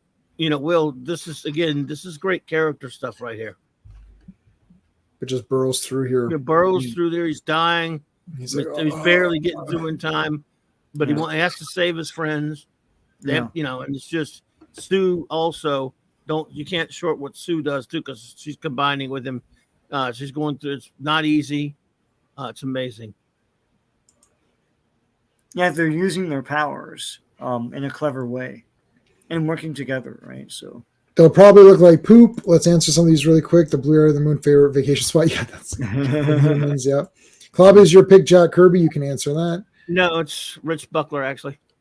Muhammad A. How's it going? Him. There you go. Yeah. No Fear Skeptic. All right. Kirby Machine. I should get a Kirby one. I was just using that in the habit there. Yeah. Damn me for not having a Kirby. You want me to make you one that's symmetrical, so it's like it looks like a face? I think I had one that's like it's like I can make it so it's like, well, whatever, you can see. Yeah. Really. John's got a John Buscema one. Yeah, it's a Buscema one. Yeah. See, like I don't have any examples to show you, but I can make it like so that the whole circle is like with just the eyes and the mouth, so it's like the whole thing. I see like, what you're saying. Right. I just have to find a good picture to base it off of. Like I could almost base it off of this picture. You know what I'm saying? Like if. No, yeah. Anyway. In there, yeah. All right. The Watcher, man, I like Watcher a lot in these. I gotta tell you. Better. Yeah, go ahead. No, go ahead. I was gonna say he looks better in this. Yeah, for sure. Yeah. Watcher is really growing on me. I remember as a kid, I thought, he's a bit goofy. Yeah, okay, go ahead, Sean. You want to say something right there? No, I was gonna say don't read Original Sin. That's that's one of these modernish. It's like in the 2000s. So I'm not gonna read it. Oh no. Yeah, it's where he's been an ass all along. And someone shoots him, and they're trying to figure out who killed him. And it turns out to be, I'll spoil it. It turns out to be Sergeant Fury. Fury has been going around killing all these cosmic guys. Ego, he shoots Ego with big cannons and stuff. And he killed the Watchers because they were conspiring against the Earth. They don't do that because they're the Watchers. I hated that whole thing. They were just trying to ruin all Marvel 616 stuff before they rebooted it. So yeah, right. Yep, that was their. Anyway, all right. So so stop right there. Don't touch anything. It's like I know touch nothing. You said stand against the wall. No, okay, this entire thing is the bloody best. This is what this is. Yeah, so Stanley's not saying this. No, of course not. Of course. Yeah, I know. It's like, well, that. And then there's a scene where that didn't happen. No, that didn't happen. No, this is crazy. So he's like, okay, you guys are marooned here, but don't touch anything. It's like, okay, and then what's this? Oh, yeah, you just picked something up. It's like you got mutated from 10,000 years from now or something. It's like, drop it. Okay. He gets mutated into J.J. Abrams or something like. Yeah. This is a tiny planet that's really a big planet. I keep it around to observe it. Yeah. This thing I don't even know what the hell this is. Like. Yeah, I don't even know what that is. It's like, all right. Look at Reed. He's like, holy shit, this looks cool. All right, I'll be back. Don't touch anything. Okay, we're gonna stay here. And then the Red Ghost is laughing about it. Sorry. All right, so he's stuck to he gets so they're looking for, because he's leaving, so they got to bring him back into the family here. So they bring him back. Crash lands back on here. He's like, all right, what's going on here? And then he comes against a rock throw, and he's like, hey, wait a minute. I thought all you guys died. I dropped you off on the planet without any air. You're supposed to be all be dead. And things like, yeah, you didn't come back to check to make sure the deed was done and we're still alive. Well, he doesn't say that, but I'm saying it for him. Throws rocks. Johnny Storm, you're also alive? This is sick. This entire battle, all these I have to say, all basically from the Avengers. So I don't know, whatever issue now, I don't remember the numbers. When Avengers appeared, from this point on, all the battles are super pumped. Now, I love the Molecule Man battle. That was really cool. Yeah. But these are visually, like, this has to be one of the coolest things because my mind is filling in the fighting. So it's like he's like, and then the flame goes and he like disappears or becomes intangible or whatever, just as the flame kind of goes around. So it's like it doesn't, you know what I'm saying? Like it doesn't really get him. And then he shoots this thingy at him, like goes underneath, comes back up. Like these are all little mini battles. So like you can look at them as you go, but like if we say, okay, so let's say this is round one of, Human Torch versus Red Ghost. So it's like he blasts out of the thing, shoots fire, he intangible, makes himself intangible, shoots a weapon. He goes under, comes up around and comes back up. Hey, how's it going, Bravo? Nerd alert. Yep, that's us. Nerd alert. Hey. Nerds. Oh yeah, I don't use that. That's Clobby uses that one. Ogre. Yeah. Ogre. Yeah. Nerds.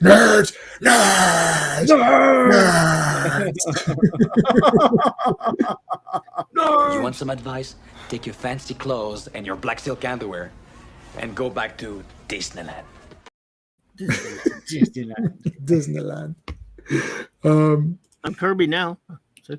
Let's see. Oh yeah, that's cool. I like that one. I like that. That's another one of laziness. That's a good one. Yes, nerds.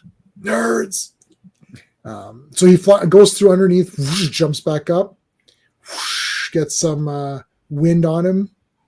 Dun, dun, dun, dun. Here comes the invisible lady. Whoa! You know what this gun? You know whose gun this is? This is freaking Cobra Khan's gun from He-Man. It has a funnel thing. Who else had that gun? Maybe Zodak. I don't remember if Zodak had that same gun. It looks exactly like a He-Man toy gun, so they definitely took it from this because that's like exactly it. But anyways, so shooting. Look at this guy, man. Invisible barrier. He's running to this machine thing, and then Kirby machine. Reed's got it. He's coming through the ground. It's basically Kitty Pryde. He's coming through the ground. Yeah. Meanwhile, back over here, they're still fighting it out with like flames and crap. Thing just punched the shit out of this guy. They're running, melt through this thing. Invisible force field. This invisible force field has friggin' leveled the hell up out of Invisible Woman, man. Holy shit. Invisible girl at this moment. But I'm sorry. I'm always going to say woman. It's just I can't do it. I'm too used to saying Invisible Woman. Yeah. It took about 20 years for her to get there, but it's cool. Yeah, because I never started. Started with Fantastic She was Invisible Woman when I was a kid. Yeah. So Burned to that. I'm late to the game. So anyway, Invisible Lady. My wife. I think it's fair. Woman's fair. Yeah, I'll say lady for stuff to be like funny. Like there's a cereal called Tiger Woman, and I call her Tiger Lady. I was like, oh, it's the Tiger Lady, and so I just say lady for everything. Anyway, so it's like, oh, it's like so. Now this is crazy. So okay, Reed, duck. Well, I push him off balance. Oh shit! Oh, this is like a complete, cluster fudge here, and then he gets thrown into the void. And then in the next panel, Doug and Tony appear. No, I'm just kidding. Doug and Tony Newman and Doug Phillips tumble endlessly through the corridors of time. I love Time Tunnel, man. Yeah. I made Doug and Tony little characters. I don't think do. I have them still over there. I don't know what I did with them. I made my, I make my little characters. I made like my paper craft characters. I made a Doug and Tony. And then I was gonna put them like all like twisty in like a background of like the spinning. Love it. The time tunnel. All right, so we're good. This guy's see, this guy he didn't escape. No. I like how the Watcher just kicks them out. Get out of my house, I'll send you home. Back to Yancey Street. Go back to Yancey Street. And he's saying, oh boy, it's good to be back, Smack. Stand in, Jack. Hide it. Yeah. Do we love The Incredibles? Interesting. What do you think about that? Did you like, okay, what do you all think about The Incredibles, the movie? Closest you're ever going to get to a real deal, great Fantastic Four movie. Love it. Yep. Love it. The first one, of course. I didn't see part two. Love it. Yeah, me. I hated part two, and I was wrong to go watch it, but I did because I love the first one so much. First day, part two came out. But I love that first one. I like the first one. I think it's cool. I'm not super dying over it. I'd rather I do like it. That's it. I'll say I like it. I don't think I own that movie. Two is an awful disgrace. At that point, 2004, it was probably the best superhero movie I ever saw, aside from Superman. You know, I mean, as far as like doing superheroes right. Yeah, it's weird. If it's not a superhero I know, I'm not good with new animated superheroes. I'm there with you. I hear you. Like, yeah. I'm just like, oh, I wish this was Fantastic Four or something. You know, like I'm just like thinking of it in that way. But it's a great movie. It's a good film. So I like it because it's a well-made, good film. You know, characters are good. Like it's all that good stuff. But I just almost wish it. I just wish it was. It's like if I feel it's weird, I can't get into it. I don't know why. I not weird. What am I trying to say? Like even with regular superheroes, like even if it's like a decent thing, if I feel that it doesn't look right to me, then I'm just like I don't know, you know, like to me, Brave and the Bold looks better than the animated series. I'm not saying it. Well, I'm saying it is better, but I agree. But it looks better to me. I don't know. You know, I don't know. Animated series, it looks okay, but I feel like they're muted somehow. Like that's the reason they're colorful in that they're the on-point colors that you associate with those characters. Yeah. Speaking of which, the 1982 DC Style Guide is being reissued again. Yes, saw that. Man, it's not cheap. I'd love to have that though. No, but it's cool. It's Jason. It's all the color characters. It's the real version. Jose Garcia Lopez. Yeah, it's the Garcia Lopez. Beautiful for the house style.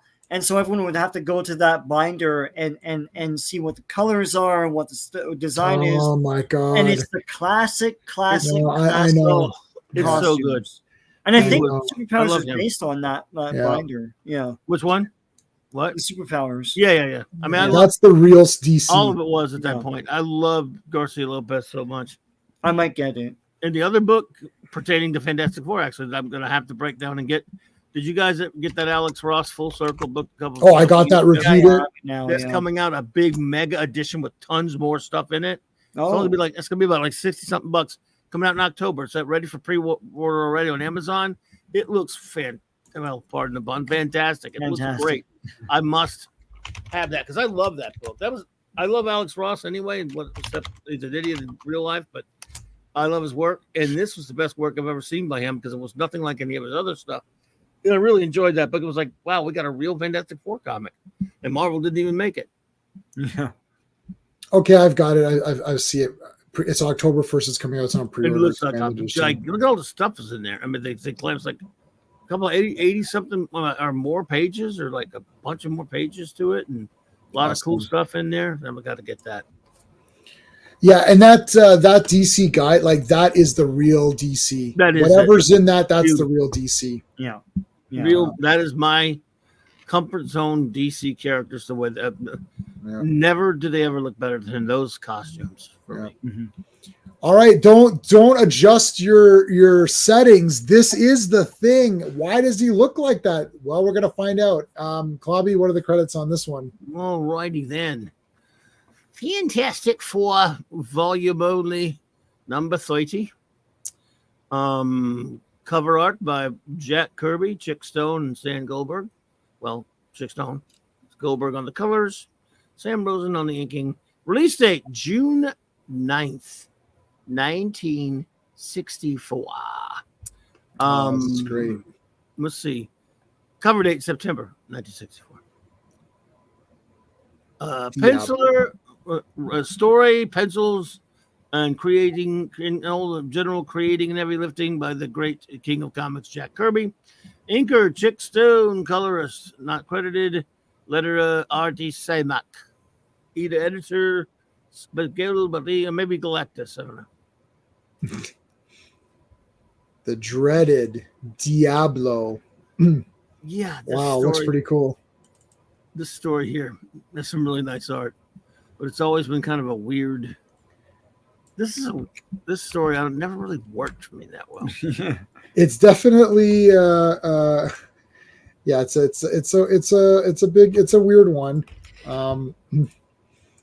Diablo, he definitely looks pretty neat though. Yeah, it's of course take it for a grain of salt, but Stan used to talk about it in interviews all the time. He said, because someone asked him, "You ever got any characters that you created by yourself, no one else helped you with, that you didn't like that much?" Well, there was this one called Diablo. He was a villain for the Fantastic Four, and we thought he really looked great. I mean, I thought he really looked great and stuff that I created, of course, myself, and drew it and everything. And just didn't really know what to do with him. He just never really messed with him that much because he looked good, but there was nothing. And I hate to agree with the creator of all that lives and breathes, but yeah, he's kind of when you think about it, he looks kind of like a pretty cool villain. There's nothing to him really. I mean, just look at that. Pretty interesting looking villain, but he's no Doom. Yeah. Yeah, I know. Yeah, Diablo, just like the game Diablo. But yeah, I know. I knew that. So just as a reminder, make sure you guys are all subscribed to Sean's channel. The link is in the description of all my videos, plus the chat here, plus the description. And same with Clobberin Times. I think everyone here. I actually I don't know how this works, but I actually have 9 people watching on Twitter or X right now. Yeah. It tells me the breakdown. So I've got 14 are watching through YouTube, but 9 are watching or listening through X. So I appreciate that. That's really cool. I like that. Indeed. I guess adding X to this stream was a good idea. I've been doing it for a couple months now. All right, so Diablo. Okay, so they're in the forest ripping trees out. Oh man, that's a big tree. That's been there for a long time. So they're lost in the forest. Yeah.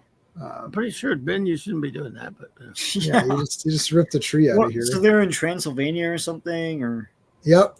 Yeah. Why you vacation in Transylvania? I don't know, but yeah, and the address is 65000. Just okay. I found a castle. I love how he's like, this looks like something out of Dracula. Yeah, it looks cool, man. It sure why does. Vacation there? I mean, they should have been on some kind of a mission looking for something or whatever. Yeah, exactly. That's a bit weird. Weird. So we got this hunter guy. This guy looks like a badass hunter with dogs. And Barry Hugo, the mayor of this territory. We are honored to have you, such famous visitors. Yeah. Oh, this guy looks awesome, man. Diablo was an evil alchemist who looked really cool, but ultimately wasn't much of a threat, but still looked really cool and had a kind of a neat thing. Maybe someone could rework him later on. Oh, okay, thanks. It's like, whoa, that was a lot of information. Odd that we got that. Seemed odd at the time. Maybe it'll pay. I wonder if this will pay off later. So he tells him about Diablo, this hunter guy.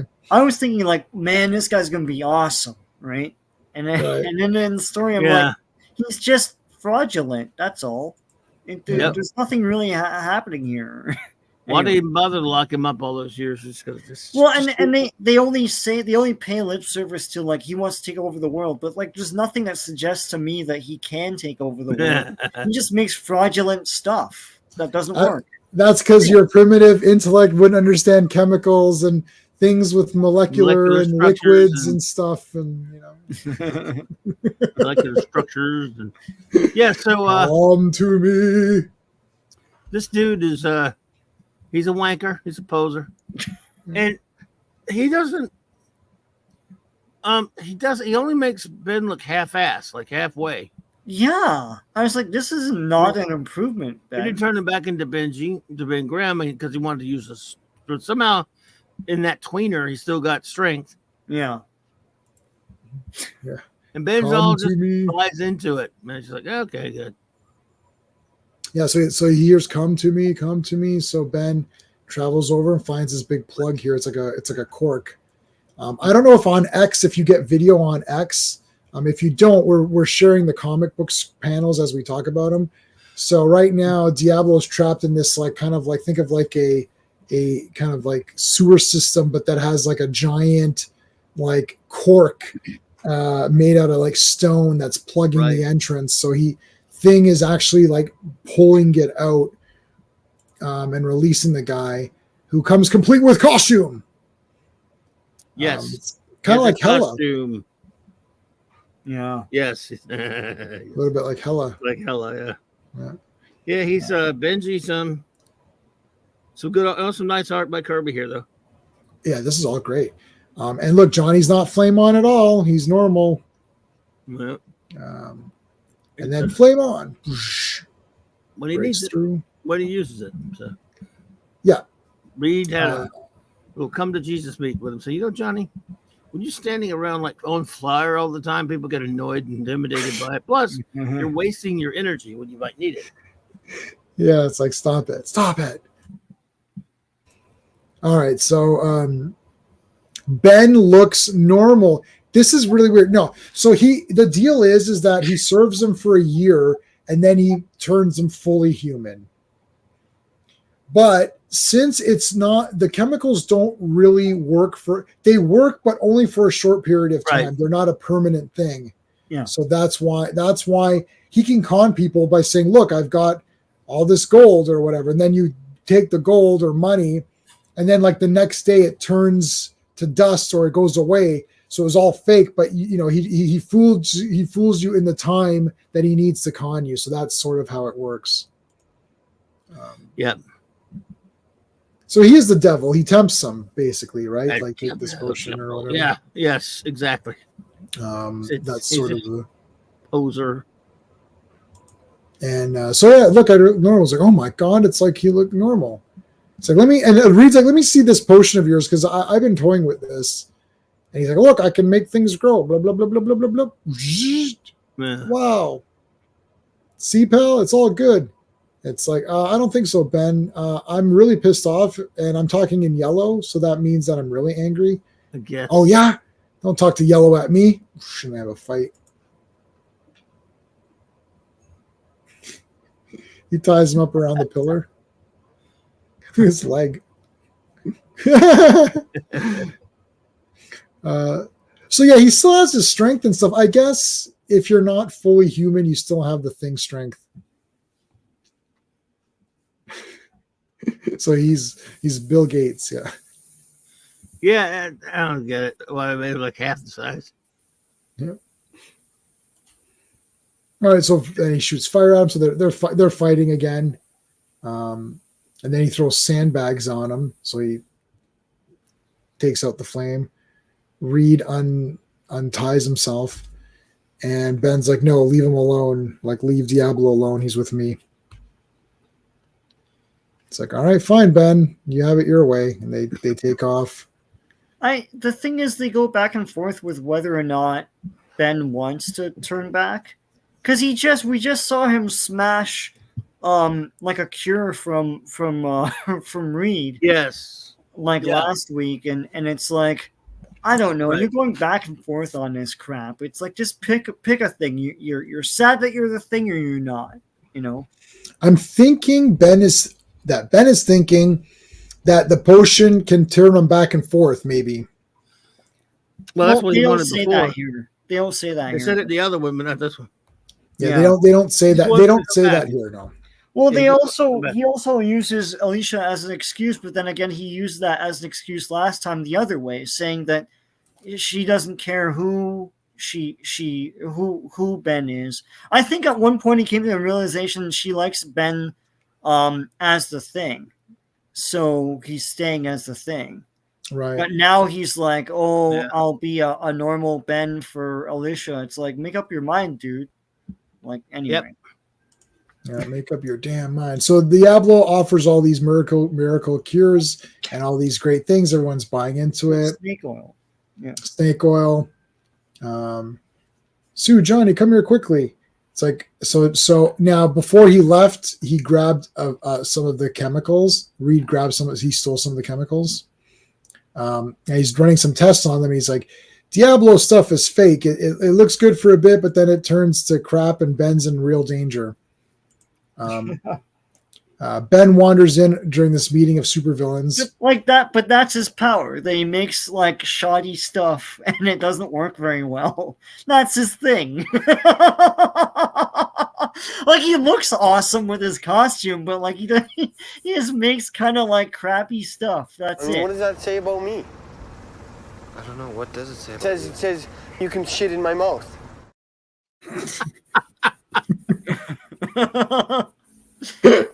I like that Clobby always gets a genuine laugh from that. Yeah. That's what Ben said. Yeah. He said it El Diablo. He said Diablo. You can shit in my mouth. About me. Yeah. Yeah, what does that say? But it says you can shit in my mouth. Yeah.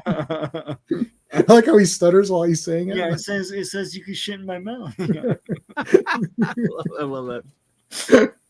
Here, drink this. Oh, okay. Oh, I'm turning back to normal. Whoa, he smashed that pillar.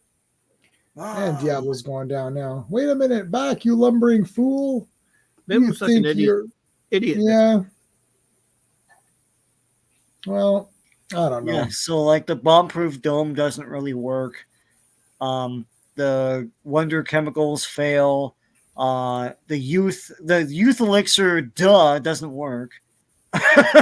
The fertile desert thing returns to sand.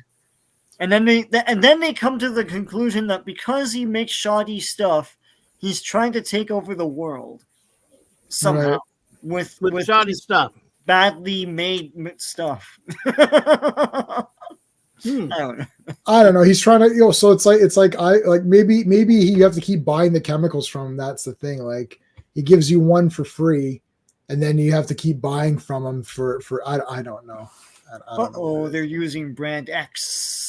Yes, he's been using brand X. With Joker brand, I get a grin again and again. Now I know what you're asking. Where can I get these fine new items? Well, that's the guy. Chances are you bought them already. I do. I love the Joker commercial. It's hilarious. Actually, you know what they forgot? I'll say this and we'll move on. Here's something that they forgot. Jack Nicholson was the last. After Jack Nicholson, they actually forgot that Joker needs to be funny. Yeah. Mm-hmm. It actually should be funny. Right? Like, he is funny when he's making these appalling jokes. Right. But I like that he was funny in that, right? Yeah. Like, it's like, well, nobody wants a war. We'll just shake hands. He's like, oh, I got a live one here. You're like, woo. He's like, oh, they'll be, he's like dancing around. Like, oh my God. Yep. The movies forgot it was funny. The movies forgot he is funny, right? Like he should be funny, right? Diablo started Bitcoin. Yeah, later on it's turned to crap. He must be trying to take over the world. What's those non-fungible token NFTs? That's the biggest scam. NFTs. That's the biggest scam. Like I explained it to my wife. She's like, "That's not what it is." I'm like, "No, that is." She's like, "But that's a scam." I'm like, "I know it's a scam." It's a scam. It's like you can make a copy of it easy. You can snip it, and there's your picture. Right. Right, but you don't own that, Sean. Okay, who cares? Yeah. Nobody owns it if I could just copy it. Oh dear. All right. Flame on. So it's like, okay, it's been so they're shooting the missiles at him. Now they're I guess they're heat seekers, but he turns around. This is cool. He looks cool here. And then he goes behind, and then they bust up over here. Now they're trying to shoot stuff. Invisible Woman's doing a lot more physical fighting. I see that she's getting more physical. Yep. And these soldiers are like, you're the worst supervillain I ever worked for. Yeah, they're like, this guy stinks. Damn it, get up, you lousy man. Then Invisible Woman turns the thing on him. Oh yeah, this town needs an enema. Exactly, that was funny. And he blood. I have taken off my makeup. Let's see if you can take off yours. It can truly be said. I have bats in my belfry. So it's like pointing the 2 point. Who will point better? Here comes more guys. And then now she made him invisible. Yeah. And then he's getting nailed here. These guys are like, oh my god, a voice out of nowhere. It must be a Bluetooth. Let's run. And then they yeah, Bill Gates. Yeah, it's William Gattis. I knew somebody was going to mention Gates. Yeah, somebody mentioned him earlier. I think it was it CC? Yeah, but yeah, he mentioned him earlier. Okay, so she's got her protectiveness on. She can make others invisible. Yeah, that's one of her powers. Yeah, that was like a couple of streams ago, so I don't remember. Yeah, she expanded her powers, and now she's like one of the most powerful ones. Yeah. So we're going down to the castle here. There's Reed. Okay, going up. I love this. This is all great. The backgrounds here are all good. Ben is trapped in this glass case. They can't burn it. This is great. Great picture of Johnny Storm. Yeah. Yes. He's trying to melt through this capsule thingy. Diablo! It's like, you see this pill. This pill will take you into the Matrix. And he throws it at them. Oh no, red takes you out. I can never remember. Does blue keep you in the blue? Blue keeps you in the Matrix. Yes. Red takes you out. Yeah. Red takes you out. Okay. Yeah. This will take you out of the comic books into the real world. And then they dodge it because they want to stay in the comic because it's cooler. Well, it doesn't work properly because it's Diablo. That's everything sucks. Everything he makes turns to crap. So he's J.J. Abrams? That's his power, right? Yeah. He's J.J. Abrams. I would say it's the Jar Jar Abrams of supervillains, but Jar Jar Abrams himself is that. Yeah. So yeah, he pulls the mask off as J.J. Abrams with his smiley face, like and his hands together, like, I'm making Transformers. That was Spielberg. Oh god, I was angry. It's like, yeah, you're a childhood hero, but you're an asshole right now. Yeah, you're being a bung. Yeah. All right. It's like, no, you can't. I won't let you. Cough, cough. No. Oof. So he grabs them all and makes them into John Forte. Damn it, he's turned us all into John Forte figures. The Fantastic Fortes. Fantastic Fortes. Just call Forte. Dun, dun, dun, dun. Forte. Dun, dun, dun, dun, dun. We stand for you. We stand for you. Stand for you. Just call Forte. Now, Clobby, this is one of your favorite things that Thing does, where he just wills himself and powers through, right? Yeah. Yeah. Doesn't redeem the comic for being kind of lamey, but that was pretty cool. Yeah. I mean, I'm okay with this one. Ben's just kind of a dummy, and Diablo's a putz. Yeah. A putz, yeah. A putz, yeah. But now that we know it's J.J. Abrams, it makes more sense. That's why you got to read the novelization of some of these. Like it brings everything together. Somebody, who was I talking to? And I was like, and I'm like, oh, I didn't like this movie. I said, you would have liked it if you watched it with me. There's a 50% chance you will like a movie better if you watch it with me next to you, because I'll make it fun. Like I'm pretty good at making the movie fun. I'll be like, oh, that was so funny, and this, and I'll so it's like do a little bit of commentary and it just makes it all better. It's like riff tracks, but like, so they break through here, and Ben's like, this is awesome. He picks up this huge boulder and just freaking throws it. Crunches up a knight's costume. A knight's costume. Yeah. Bowls it like a bowling ball. No. He actually runs into this thing. That's kind of goofy. He runs in here, and then Ben corks it, and then brings the house down. Yeah. And then these guys are trapped. So then Ben has to hold up the thing like a crow. She invisible shields them. Yeah. And then he holds it up. All right, come on, let's go. We made it. They come out, and then he melts it all down just to be safe. Yeah. And then they get lost in the woods, and then they say, "Don't worry, that guy finds them." And you're like, "Ha ha ha ha!" It's like it's like a Star Trek season 3 ending. That's cold. They just left that guy dead down there. Like they left him for dead. Well, he can live forever. That's the only good thing he can do. But the whole world doesn't want him alive, anyways. He's Diablo. He'll come back. The son of Satan, or Satan himself. Yeah. So there you go. That's that one. All right. It's the final. What's it called? What is it, ladies, gentlemen? It's the final issue of the night. That's how that guy used to do it. You know what the next issue was supposed to be? What? Fantastic Four Annual number 2. Oh, see, I wasn't sure. That's okay. We'll do 2 next time. Wow, we keep missing those. Oh, that's cool. Damn us. So 31. I blame Skeptic. It's all your fault, buddy. Mm-hmm. That's it. I blame Skeptic for that one. Remember when Steven Spielberg? I should have checked that. So I didn't watch that show. Halo. What? Halo. Yeah. I don't know anything about Halo. I only played it once when Sean brought it over on Xbox Part 1 when he got it. Yeah. So there you go. All right, Moleman. Fantastic Four volume only number 31. Cover Jack Kirby, Chick Stone, Stan Gilbert. Release date July 9, 1964. Cover date October 1964. Created and drawn by the great Jack Kirby, inkers Chick Stone, Sam Rosen on the colors. I mean, on the letters. Sorry, no colorist. There you go. All right. Yeah. So we'll do the annual. We'll do annual 2. I don't mind. It's actually kind of sometimes it's interesting to start with the annual. Start the stream with the annual. Yeah. Yeah. So that'll be episode 9. I'm just going to make a note of that right now so I don't forget. Yep. Annual number 2 and number 32 to 34. Yeah, that's right.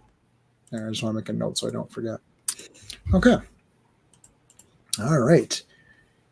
Oh, he's on a couch here. What the heck? This is like pandemonium here. What the hell? Whoa, all this stuff. I used to have this lamp. It's an earthquake. At least they're not fighting each other. Yeah. It's like, whoa, everything's busted up. Falling down in the shower. You all right, buddy? I accept your apology. All right, let's check what's going on here. Oh, there's an earthquake. And then this guy, an escaped fugitive. Who will that guy be? An escaped fugitive. We'll find out by the end of this issue. It'll be someone important. Sue, what's wrong with that picture? I can't talk about it, Reed. It's fine. It doesn't concern you. It's like, oh, okay. He's like, maybe she wants to do that guy too. Damn it. Like, how many men does she want to do? God. So. Portents. Yeah. Let's go in our fantastic car for a ride. Da, da, da, da, da, da. No Sue, though. Minus Sue. So they're checking out this earthquake, and there's like literally an entire section of city missing. Where could it be? Right. Now, they did say in the last appearance of Mole Man that he had those machines that could do it. He could literally grab an entire city and pull it down. Yeah, they did. So that was said before. He didn't just come up with that. They're going down the tunnel to see what they can see, but there's all these ice barriers. So Johnny comes back up. Mm-hmm. No, I thought I was going to sneeze there. Johnny comes back up. It's like, well, we can't get down there, Reed. And the Mole Man with his cool glasses. Didn't David Bowie wear those glasses, or somebody wore glasses? those? Probably. Yeah. He's changed his colors. He does. Yeah, he's changed his Purple. colors. He's more, Yeah. Your dad loves Silver Surfer. Oh yeah, Silver Surfer was awesome in that movie. He was the best thing in that movie. That second one. The Rise of the Silver Surfer. All right, so Mole Man's back to his old plan of trying to bring the house down. I don't see Sue around. I don't know where she is. Oh, she left a note here. Reed, you guys are trash. I don't like you anymore. No, that's not what look out, it's another earthquake. Another city block missing. What the hell? And there's the Mole Man pulling it down. And then he's got all these captives now. This guy's like, damn it, I was just on my lunch break. I don't even work in this city. It's like, I got to get home and feed my cat. Right? Like, move it along here. Move along. I don't want to hear it. Move along. Whoa. Oh. Wow. They got her. They got Invisible Woman. Oh, damn it. I'm like, okay, I'm going to say it right this time. And then I said it wrong. Invisible Girl. Yeah. Technically, you didn't say it wrong. She's both. She's both a woman and a girl. So they grab her. She turns invisible, but it doesn't matter. They got a hold of her. These guys are pretty blind, so they operate through sound and stuff. So yeah. I mean, they're not Daredevil, but their hearing is a bit more improved, so she can't really escape them. Master, here she is. I wonder if there's a hierarchy. I wonder if there are different departments. Like this guy's got purple shorts, green shorts. I don't know. The red shorts get killed easier. Could be. I know there are no chicks. Don't look like. Yeah. Are they? They're all clones, or I can't remember. Are they all the same or no? They're just like beings, right? It's not like it's like. I can't remember. I can't remember if they're clones of each other or something. Yeah. I don't remember anything about what they are. I mean, I don't know. I don't remember. I don't know, classic, but Mole Man figured it out. Mole Man had to figure out an earthquake, but that's impossible. Manhattan is built on solid bedrock, but the Mole Man can do it. They sort of mentioned that. Yeah. And I guess we could agree because Fan Four Stick is the worst movie ever. That's actually just a bad movie, though. Like it's a bad Fantastic Four movie, granted, but it's a bad movie. Like it's just nonsense. Like nothing makes any sense. I remember dismantling it in the theater. Skeptic, it's Fans Four Stick because the 4 isn't the A. Fantastic. So bad. Yeah. Oh yeah. I love that you corrected him. Something that no one cares about. I know. It bugged me. I'm gonna clip that. My favorite line. I don't really like Big Bang Theory, to be honest. I'm not really a fan of that show. Yeah, maybe. But I will say one line when I liked it. I do like when it's just Penny and the 4 guys, just the one girl and the 4 guys. When they started to have the other girls, I didn't like it. But when Penny was there and they were doing charades, and she's like, "I don't know, Sheldon, are you Star Wars?" I just thought it's like, and he's like, "No, how can one person be Star Wars?" she couldn't guess what he was, so she's like, it's like it's going on, and she's like, "I don't know, Sheldon, are you Star Wars?" And he's like, "No." So I just love that. Just like I don't care. So that was my reaction to. I don't know. It's Fan Four Stick. Okay, whatever. It's like no one cares. But was it Amy? No, that's not Amy. No, I don't like Amy. Is that Blossom? Penny is Amy. I like Penny. Is Blossom, yeah. Amy is Blossom, right? Yeah.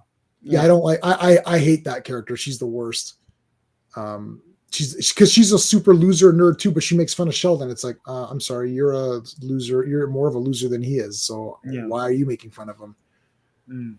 And Penny wasn't making fun of them. That's why she was like basically a good person, but just like kind of a ditz, right? Like, you know, that was the point of it. Like, she's not a mean person, but ain't like the other girls laughing at the guys. It's just like, ugh. Anyways, I talk in yellow, so I'm being really forceful. Silence. It's like, female. Oh no. Mole Man's gonna get canceled. He's gonna get canceled now. Cancel Mole Man.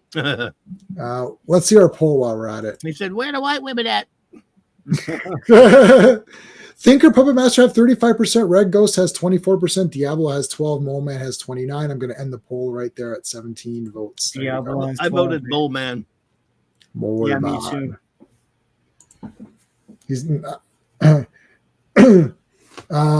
okay. So they're going in their part of their little vehicle there. They're so-called pogo plane. I guess that was a 60s pogo plane. Yeah. Here's the like that. Yeah. This is what's his face? Dr. Octopus arms. Yeah, Dr. arms. Yeah. Big one. Flame on, whammo. Here come the missiles. This is cool. This really looks good. Yeah, this is wicked. It's like these like spore thingies or whatever they are. He grabs Johnny, pulls him back in. Hey, the ship's starting to spin. Whoa, we're upside down. Whoa, we're spinning around. We're going down. This is awesome. Yeah. He did a Fred Flintstone or whatever, and like just used the body part and like stopped it. Breaks out of that, grabs the two boys. You boys okay? Yeah, my head's pretty hurt. Quiet, I'm speaking in yellow now. Listen up. We got to get in there.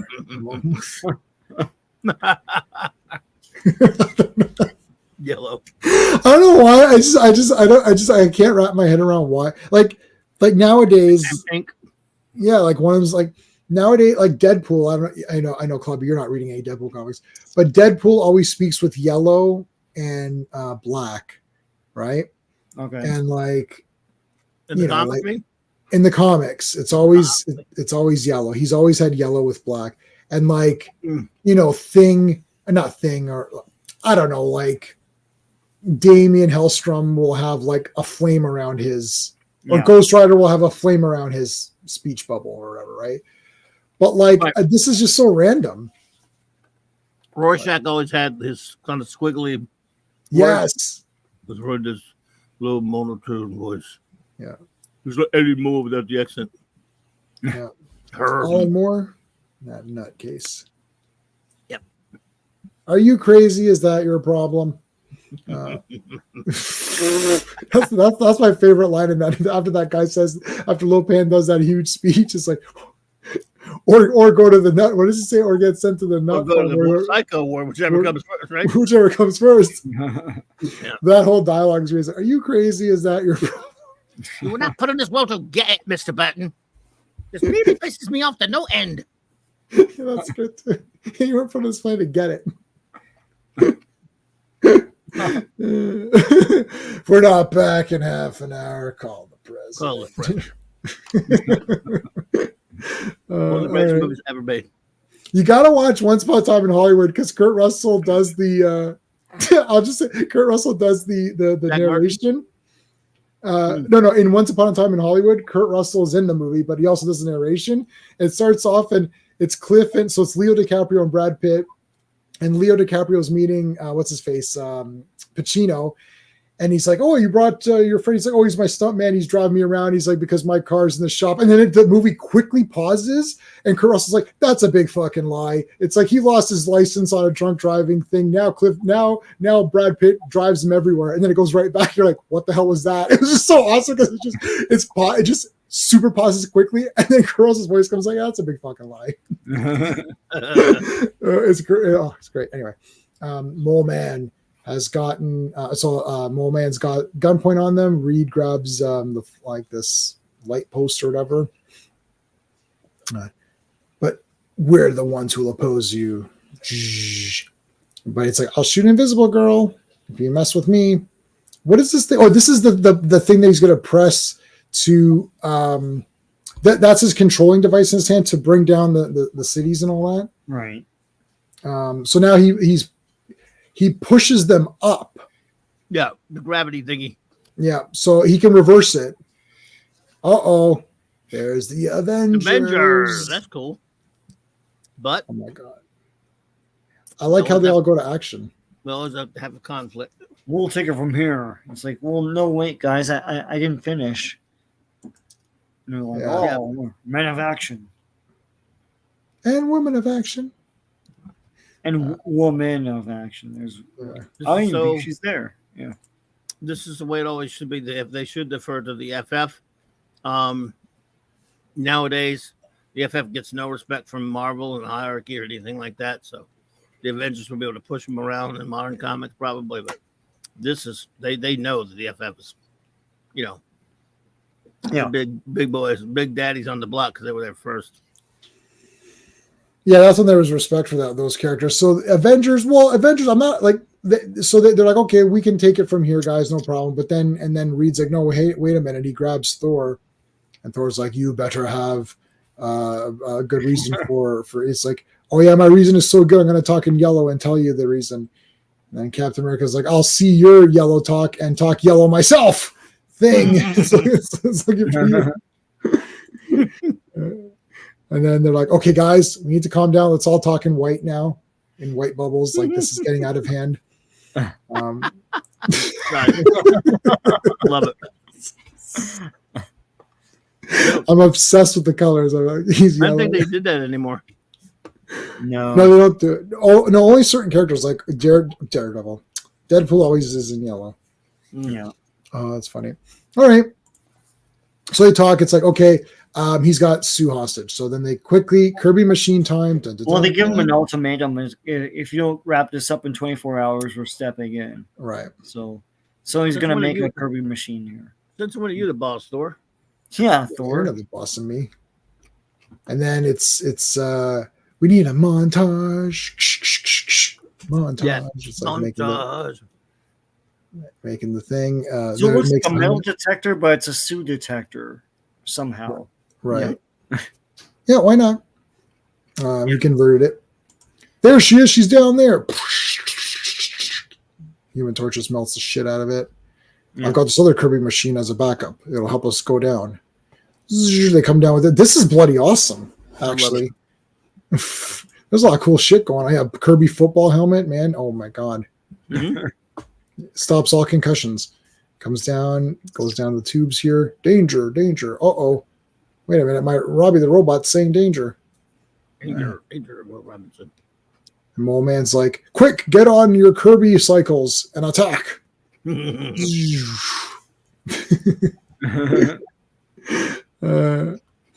All right. Going down the adult version. Blast. I love how I like this running and everyone's doing their powers. This is the X-Men intro. Blast that guy. Fire that guy. Uh-oh.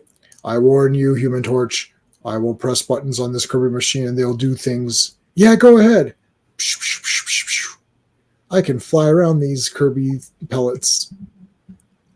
Here comes us down from this thing. And what time is it? Oh, I think it's in yellow with red blobby font. Uh-oh. Yeah. It's Clobberin time. It's Clobberin time. Yeah. Yeah. All right. And it is Warlords in that clip that he's fighting. So. Oh my god! I wasn't even paying attention. They adapted this episode. I mean, this issue to that show. Oh, it's cool. Yeah. And he just punched the crap out of all of them, man. But it had the Avengers in it. It didn't have the Avengers? Mm-mm. Yeah, I guess they didn't need them. Well, they couldn't. They didn't have the rights. Oh. This FF cartoon was Hanna-Barbera. Okay. The other one was Gantry, whatever. The ones who did Spider-Man and Rocket Raccoon or whatever. Yeah, the Canadian guys. Yeah, Rocket Raccoon. I mean, Rocket Raccoon, Rocket Robin Hood. Robin Hood. Rocket Sorry. Robin Hood, yeah. yeah. Same thing. I was like, Only what? different. Yeah, the art for that was done next door to my work. Yes. So yeah, pretty cool. I think Rocket Robin Hood could beat the crap out of Rocket Raccoon. Oh yeah, carry him around. Yeah. Well, Rocket Raccoon's pretty tough though. Yeah, I don't know. Rocket Robin Hood's depending on which one you're looking at. Yeah, it's Clobberin time. Punches everybody, stomps the shit out of stuff. I'm telling you, I'll pull everything on here. It's like now he raises it. Meanwhile, he's throwing these capsule gun lasers. He shoots them. I'll cover you with the Reed umbrella. Why? How is there not a Fantastic Four umbrella with Reed's head? So it's like all stretched around. Criminal oversight. That's all there is to it. And they go up the tube here, going up, coming back up to the thing here. Up. But Sue, they adapted this on that 90s cartoon, part of it anyway. But Sue takes an injury. She does. And a very bad head injury. And the doctor tells Reed, well, there's only one man I know could ever perform such a surgery. And haven't seen him in years because he's in jail. And so Reed said, well, I guess it's hopeless or whatever. And don't be sure too of that, doctor. Because there he is, Dr. Franklin Richards. Storm, rather. Sorry. Franklin Storm. Yeah. Now, they thought, was it Reed and Ben didn't know they had a father. They thought they were orphans. Yeah. Mm-hmm. How about a review of the FF cartoon? Well, it's Clobby, you only like season 2, idea. right? No, but like the first ever one. The Hanna-Barbera one is cool. That's how I first saw the FF. Been a long time since I watched it. There are a lot of it to review. But I'm actually planning to review the second season of that one soon, I hope. Of the only 13 episodes of sheer FF joy. You've seen them, of course, right? I own those, yeah. Yeah, I have it, yeah. But that Hanna-Barbera, is that available to own in any? Nope. It's not, right? I have bootlegs of it. Yeah, I think I have it as well. You know what, Clobby? If I don't, hey D buddy, I was just gonna say hey to D bud. Hey buddy. Hey D bud. Yeah, so we were just talking about that now. Can you, Clobby? Let me check if I don't have those. Can you get those to Mark so that I can get them from Mark? Sure. Let me see if I might have them because I have lots of stuff. I don't know if I have them. He might have them. Okay, I'll get Mark to send. But if he doesn't know, he can probably get it. If he can't, I have some old bootlegs that I had a friend made a copy from years ago. We're always making the con circuit. Those tables. Yeah. Bootleg DVDs. Oh, you don't have them as a digital copy. Oh no, I don't. But I can still. Okay. No, that's fine. I'll get it from Mark. But I might have them already, though. I might already have them. I can't remember exactly how many episodes they made. I have to check, but I'll have to check that. Yeah. Hey, D bud. They ran on Boomerang for years. Boomerang is like a Cartoon Network sub channel. Yeah. Years ago, they used to show them all the time. All right, thanks, Joe Dog, for popping in, man. We appreciate it. I hope you feel better. I hope this made you feel a little bit better about your day. Yeah, feel better, buddy. You got some of those FF bootleg VHS. Nice. Oh yeah, it's all only way to get them. All right. So, yeah, this is a very interesting ending here, by the way. Yeah, Sue's dad comes to save her. Yep, to be continued. Well, the next one we're gonna do. So that's it for the FF tonight. Let me remove my banner here. I'm gonna be I have like a bar in my face. So we're gonna be doing annual 2, and then 32, 31. 33, 34. There you go. Yeah. Oh man. Nice. 32.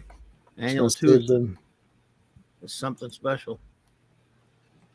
Yeah, I don't mind. The annuals are not. It's not really in exact order, right? So Sir? Oh, holy crap, man. Issue 33 really. looks badass. Oh yeah, that's the Invincible Man. Oh my god. They adapted that one, by the way, on the second season of that FF cartoon. Oh. And annual number 2 I need. Okay. All right, so Clobby, what have you got going on tonight? Nada. Nada? Oh, you're not Well, I can't make it to Nick's tonight because I got a friend of mine coming into town. But Nick's on our good buddy Nick though. And D-Bud's going to be over there with Nick in the comic shop. Friday Night Comic Shop boys one last time to finish up their reviews, their epic reviews of Amazing Spider-Man Ramita run. I can't remember the actual issue numbers. Yeah. But I sadly will be unable to join them. I told Nick, I don't know if he got my message or not. But yeah, and then of course tomorrow night, Saturday night Star Trek. Of course, number 1, my wonderful first officer will be on an away trip on a shore leave thingy. So I know, well, we got a week off from Voyager. Yay. So I will be in countdown fashion, counting down all 79 episodes of Star Trek, the original series, from worst to first. And got them all ranked and everything ready to go. So I'm going to try to be on that stream for as long as I can before I go to sleep. You're welcome. I'm going to check that out. You can even join me on the stream itself if you want. Oh, it'll be too. My wife will be asleep. She goes to sleep at 10, and if there's any noise, she immediately wakes up and then can't get back to sleep. So that's why I can't stream past 10 p.m. It's like she just won't. She cannot. That's cool. Well, something like that is best to do solo anyway because it's going to take so long, Oh, there's like so many episodes. Yeah. I'll burn through the really horrible crap, and then that way I can spend time on the great stuff. Well, Mark of Gideon is in the queue. It's dude, really? Yeah. Oh, you're gonna enjoy that one. I definitely beat that. I never have to watch that one again. Why? Why not? What do you mean? I don't have to ever. The last time we reviewed it on Star Trek, I'm never obligated to watch that again. You'll see. Yeah, and then I know you don't like that one. And then That Which Survives is in the queue. That bitch survives, as I call it. Oh, not against Lee Merriweather. I love her, but what's the story? But the story is her being awesome. That's the story. Thanks, Skeptic. She is lovely. She's awesome in that, and she didn't turn any of the buttons. I always make fun of. I always say, "Oh, she's the lady that turns the knobs." And because my wife was watching Time, she's like, "Does that lady do anything but just turn the knobs?" Like, no, but she turns the knobs beautifully. It's just perfect. Beautiful. She's been Catwoman, and she was Catwoman. Yeah. So she was Katanya. Kitka. So Katanya. Yeah. What do you say? An acronym? What does he say? I would lovely acronym or whatever. I wonder if she's Catwoman. No. Come on, Batman. You got to be smarter than that, buddy. Enigma. Yeah. Yeah. Enigma. Yeah. Oh dear. P.N. Gwyn. No, P.N. Yeah. I love P.N. Gwyn. P.N. Gwyn. Hold on. Since we're going on Batman, let me hold on. I'll switch it to default J-Man mode. There you go. Yeah. Is Halle Berry Rose Catwoman or the I wouldn't. That's the secretary. Flintstones. She's the secretary in the Flintstones movie. She's just a stripper in Catwoman. She looks really sexy in the Flintstones. Oh, he hates that one. That's Alternative factor. What do you think it'll be, D-Bud? It's going to be at the way bottom. Way bottom. It's a good possibility. It could be pretty low. I think. Alternative factor? No, I don't think that's. It would be in the bottom, but not in the way bottom. I think. What else did it? Let's take a look here. Don't spoil any of your stuff, Clobby. But hold on a second. Let me see. List. I don't know if anyone's gonna be surprised by my number 79, but we'll see. So let's take a look here. No one will be surprised by it, but it's my number 79. Except everyone thinks it's supposed to be alternative factor, which it won't be. But I'll spoiler that for you. It won't be number 79. I'll disappoint everybody, but that is always going to be. Look, the whole time I'm going to get this. Oh, wait a minute, that one at 60, whatever. That's way too low. What's that bad? And then when I start getting toward the top best ones, oh, that's a little high. Oh, what is it? Or well, that's not high enough. Or Right. What about the empath? What do you think of that one? Oh boy, it's pretty low. Well, my favorite part of the empath. So, guys, Fantastic Fridays has officially ended. Where this is the after party. This is the after show. Fantastic. This is the Friday after show. So, if you're listening to this and you're interested in Fantastic Four, that is it. We are concluding. So, join us again next Friday for a next edition of Fantastic Fridays. We're going to be covering annual number 2, 32, 33, 34. So that is officially ended because some people don't care after that. If you want to stay on for the after party, this is the after party. So a little bit of Star Trek talk. My favorite part of the empath is the elaborate sets. It's just mind-boggling the amount of budget they put into a black room with 2 pieces of furniture. In 1968.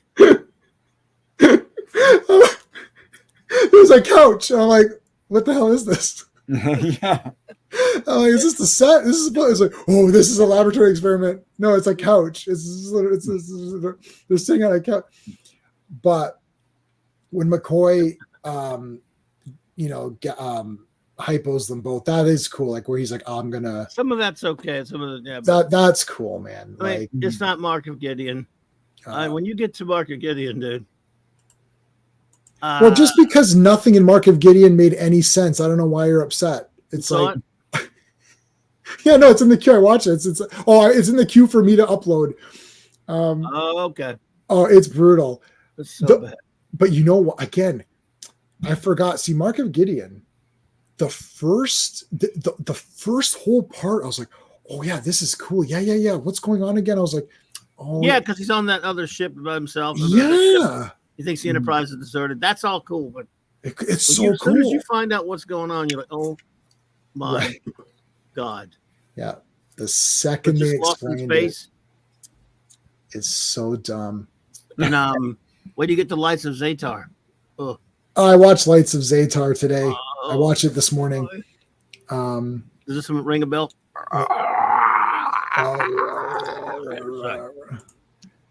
Yeah, I didn't mind that one. And what's the next one? And the one I want, this morning I watched Lights of Zatar and Requiem for Methuselah. No, I do like Requiem for Methuselah. For a third season, that's a pretty decent episode. Requiem for Methuselah is a good story, I thought. You didn't like that one? No, I'm saying I'm 46, skeptic. It's not happening. Strange question. That is a strange question. A very strange question. Strange question. Doctor Strange. So, I like that one, but I have one or two gripes. There's some problems. Yeah. Like, I don't like the fact that the guy is all those people. I wish, like, if they just said he was Leonardo or something, that's cool. It's like, I've been living all these years and I've been assuming different identities and I've been able to amass a collection of great works of art because I knew these people. But to say, oh, I was this guy, I was that guy, I was that guy. I'm like, well, would we have not noticed at some point that you're all these pumped up famous people? Like, I thought he was going to say, I was also Tom Cruise. Like, okay. I don't know. Maybe by the time he got to that point, he started laying low a lot. I mean, yeah, I can buy into it. Some of it. He could just said it's Leonardo or whatever. That's it. Like, not like I was all of these guys. It's like, he was Da I can't remember who he said. Brahms. He was Brahms. He was Methuselah. He was Alexander, I think he said. He's Methuselah, but he's Alexander. Like, when I was starting to think, like, are they going to overlap? Like, okay, if you're Alexander the Great and then you're the next, whoever the next person is there anyone around that remembers Alexander the Great and be like, hey, you look just like Alexander the Great? It was just a bit weird. Yeah, I thought it was they went a little far by when they said he was Buckwheat from Little Rascals. That was weird. Yeah, and Howard Cosell. That was all right. Now I don't think it could have been him, but he didn't look anything like this guy. Right? It's a weird. It's a bit weird. Weird. I was just kidding. Okay, Spock. Yes, Spock. Spook. Spock.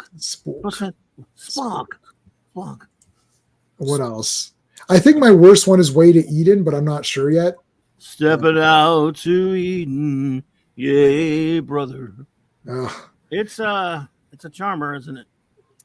Enterprise. What was Enterprise Incident again? I like that one. Yeah, that was all right. When he stole the cloaking device and Spock. Oh yeah, I like that. Oh yeah. The woman Romulan, she's badass. Relations with the Romulan commander. Mm-hmm. She's the best. You know that lady? She passed not too long ago, but her daughters did some Star Trek fan films playing their character for their mom did. She looked a lot like her. She was a hottie. Oh, is it the same? Is it Joel the Star Linville Trek Continues? Is that what it was? I think she was on one of those. Yeah. I'm gonna check those out. I watched a few of. I've watched a little bit of the first one. Some of those are pretty good now. I like them. Oh yeah, they're fans doing nicer work. That's more like Star Trek than the new dribble shows. But, But she was a cutie there. Third season was the third season did one thing very important. It managed to make enough episodes for a syndicated run of the 79 episodes that solidified it in syndication because it's tough to get back then, especially shows with shorter runs don't usually sell to syndication. So that at least padded it out enough to do that. Right. Which really helped. Yeah. Yeah. So I mean so that's cool, right? At least we got that. But I mean, like, some of them I've been finding that for me, a lot of them have had really neat concepts, but then it's just not handled very well. So it's like they come up with this idea, like they come up with the overpopulation. It's like, okay, that's interesting. How do we handle this? And then it's like, oh, nobody wants to die. Everyone loves life. Nobody wants to use birth control. It's like, okay, but you can't move. Like, how do you meet people? Where do you walk? Like, it's just so stupid. That's the problem. I mean, that back then, overpopulation was a big scare thing. Just to spoil everybody. I don't know if you're familiar with the episode, Sean, but Mark Gideon, if you remember that one, where well, all right, let's just say if the planet was even half the size of Earth that they're talking about. Mm-hmm. How can you have enough people? I mean, we have what, 8 billion here? You could fit them in easily, like a sliver of Texas, and still have plenty of people. If you just stuck them all in one place, I mean, right? Yeah. You could fit them in Texas. Mm-hmm. So in other words, they're talking about enough people that on this planet you can't even move. Right. And I'm like, how many people would you need for that to be true? Unless the planet's like smaller than a moon. I don't know. So that's silly. Yeah. And yet at the same time, Kirk's aboard this fake enterprise that they built and constructed for him to try to convince him. I'm like, well, that's a pretty big building. How do you fit it anywhere? Right. How did you get right? Exactly. It had decked. It all acted like the I mean, it's like, wait a minute now. So it's just like someone thought about this. But like when they do, okay, so here's what you're gonna do. You need a virus or something. Okay, so here's what you do. Soylent Green, I literally thought of that, Bobby. Why don't you just say when you turn 100, we decapitate you or we burn you and you die? It's like, oh no, we don't want that because we love life so much. It's like, yeah, but you don't love life because you hate life because it sucks. So do you love life or hate it? But then here's the other thing. Like, Captain Kirk, here's the coordinates. Please beam down. Hello, Ambassador. I'm Captain Kirk. Knock him out. Extract blood. Got the blood. Send him back. All right, thanks, buddy. See ya. Like, I don't understand. Like, why do you need a fake enterprise? Why do you need any of this? Like, this is nonsense. Like, just knock the guy out. Even if I believe all of their how do they have sex? How do they go anywhere? Like, you can't move, right? Like, it's to the point of silliness, right? It's like, stupid, right? Like, it's a great visual, but then when you think about it, it falls apart, right? But back then, people believed that was going to happen here on the planet of the Earth. Right. Yeah, they believed it was going to be an ice age in 1979. They believed all this other kind of crap because people were feeding them this garbage. And Trek got wrapped up into that for some reason. And it made for a dumb episode that was, like I said, it was like you said, it was an interesting setup at the beginning with him being on the ship by himself. And of course, the cute lady was cute, Sharon Acker or whatever. But but there's so many other great ones. Look, you think people are going to think how mean I am with my low ass ratings. When I start getting into the great ones, my ratings are going to be the other way around, way too generous. I mean, man, I would just love it so much. To hell with it. I've got to drop a lot of 8+ and 9s and a bunch of 10s and 10+. And true, I have a 1. True, I do have my last one is a 0 minus. But you know, there's some 0 minuses and stuff. But Yeah, I know your rating system is awesome. Life finds way. In my own book, my book of short stories with Morn the Scavenger, his people, they never had any. There was never any wars, so it's like they never had any world wars. So it's like they're it's in the same year as us, but they've progressed a lot further because they haven't had any wars. But because there hasn't been anything, nature devised its own way to remove, and that there was a virus that was incurable that was killing people, and that's what turned his skin purple, and that's his whole thing for going on to try to find a cure for his people. And it's like they haven't had wars or anything, but and I said nature it's going to make something happen so that like it won't overpopulate. So there's like this virus that's killing everybody. So that's the premise of my story. And it's like, yeah, like you can't, like this idea that the people are so close and they can't walk around. You're like, it's just like weird. Like, how do you have a job? Like, do you have a job? Like, how's their agriculture? Like, it's just so weird. Like, and then they have enough room to build an enormous enterprise with all of the decks. Like, and then why? I don't know. Literally beam the guy down. I don't get it. Knock him out or hit him on the head. Boink. Oh, you knocked me out. Take his blood. Send him back. Say, oh, it's Mr. Or just you say, oh, sorry, Spock, we can't find him. I don't know what happened. See ya. And then it all got silly. Like that's the thing. I was saying last time. To me, it's a good thing that it got canceled with season 3 because I think if it lurched onward, you'd have more bad episodes than good. Like when it's syndication, you had mostly good episodes. So when you caught an episode that was great, you want to watch it again. You haven't seen it before, and I think that's what really like created the mystique of Star Trek. And Nielsen ratings the year after they canceled the show. The year after that, Nielsen included demographics, which they never did before, and so that's when they discovered that kids were watching Star Trek, and so they milked the shit out of that, like comics, toys. Yeah, that's what really got it going. So anyway, fourth season though could have improved if they got Roddenberry back. Right. You know, but other that's than a big ask, right? Yeah, I'm just saying. Yeah, that's the only. I'm with you that. I guess it's good that but I still would have wanted another season. Yeah. I mean, the characters are awesome. I'll say this, and then we'll end up. Like I said, this in one of the videos. I don't know if it's published yet because I've been doing them like ahead of time. Mm-hmm. But like the difference between even Sean and myself, and definitely Clobby and myself, and definitely Raquel, is that I watched not Enterprise, but the Deep Space Nine, Next Gen, Voyager, and original series. I watched all of it in like a 2 or 3 year span.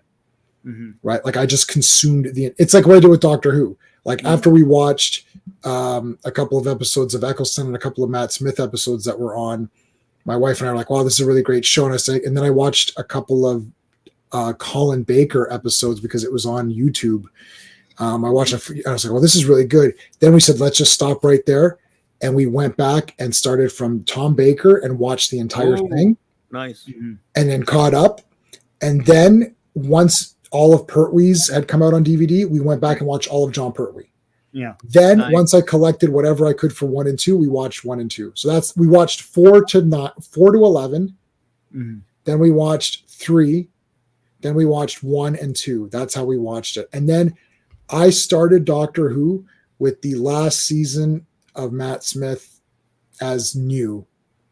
So that's when so Star Trek, the first time I sat down to watch a premiere was Enterprise. Oh, like that's the first one where I said, okay, Enterprise tonight, first episode, let's do this. Sean sent me that thing where one of our big stadiums, Rogers Center or Skydome is what it was called. Rogers Center played the finale of Next Generation in a packed house. It was 40,000 people watching Titantron, and they played the fan voted favorite episode, which I think was like yesterday's Enterprise or something. And then they played the hour long before that finale. They played the hour long making of special, and then the 2 hour thing. So it was like a packed stadium. I mean, you saw it on TV as well. Like I watched it on TV, but Skydome had it on the Titantron, and the crowd is freaking out. Like I sent it to J-Man because I was like, it's refreshing. You forget what fandom used to be. Mm. Everyone, it's families, it's all walks of life, and they're in costumes, and it's kids, lots of kids into Star Trek at the time, and they're all screaming and stuff, and it's amazing to see. You can't do that with the finale of STD. No. Yeah. No, So that's the point of it, right? Like it's like, yeah, like it's not that big. And then for me, I didn't have like Clobberin, you're watching these in reruns or whenever you're watching them, these original series, and that's all you watched for a while. Right. So you watch that, and you watch it a bunch of times, you rewatch it, you got it again, you watch it a bunch of times. Then Next Generation comes out. Yep. Now you're a different person because now you've watched all this Star Trek and you've watched it 100 times. You memorized your episodes, and you're like, I can do all the lines of every character. And now you're watching next year, and you're like, I don't like this as much or whatever. So that's different. I watched it all as one thing. So I don't have this like, like, oh, there's this big gap or anything. Like I just watched it all as binged the whole thing. So I like all of that equally. Like I and then it only later I've seen every series at least 4 times for sure. I've seen Deep Space Nine probably like 6 times, but everything else I've seen at least 4 or 5 times. This is my 5th time on original series. So I can scrutinize it more now and be like, well, this wasn't that good. But to me, all of that was Star Trek. Like that entire thing is Star Trek. I didn't think like, oh, that Voyager, I don't think that was quite as good as, season 3 of Voyager wasn't quite as good as season 2 of original series. Like, I didn't think of it that way. I'm like, oh yeah, this is all Star Trek and it's all awesome and I love everything. And then when Enterprise started, I was like, shit, I love all this too. This is all good.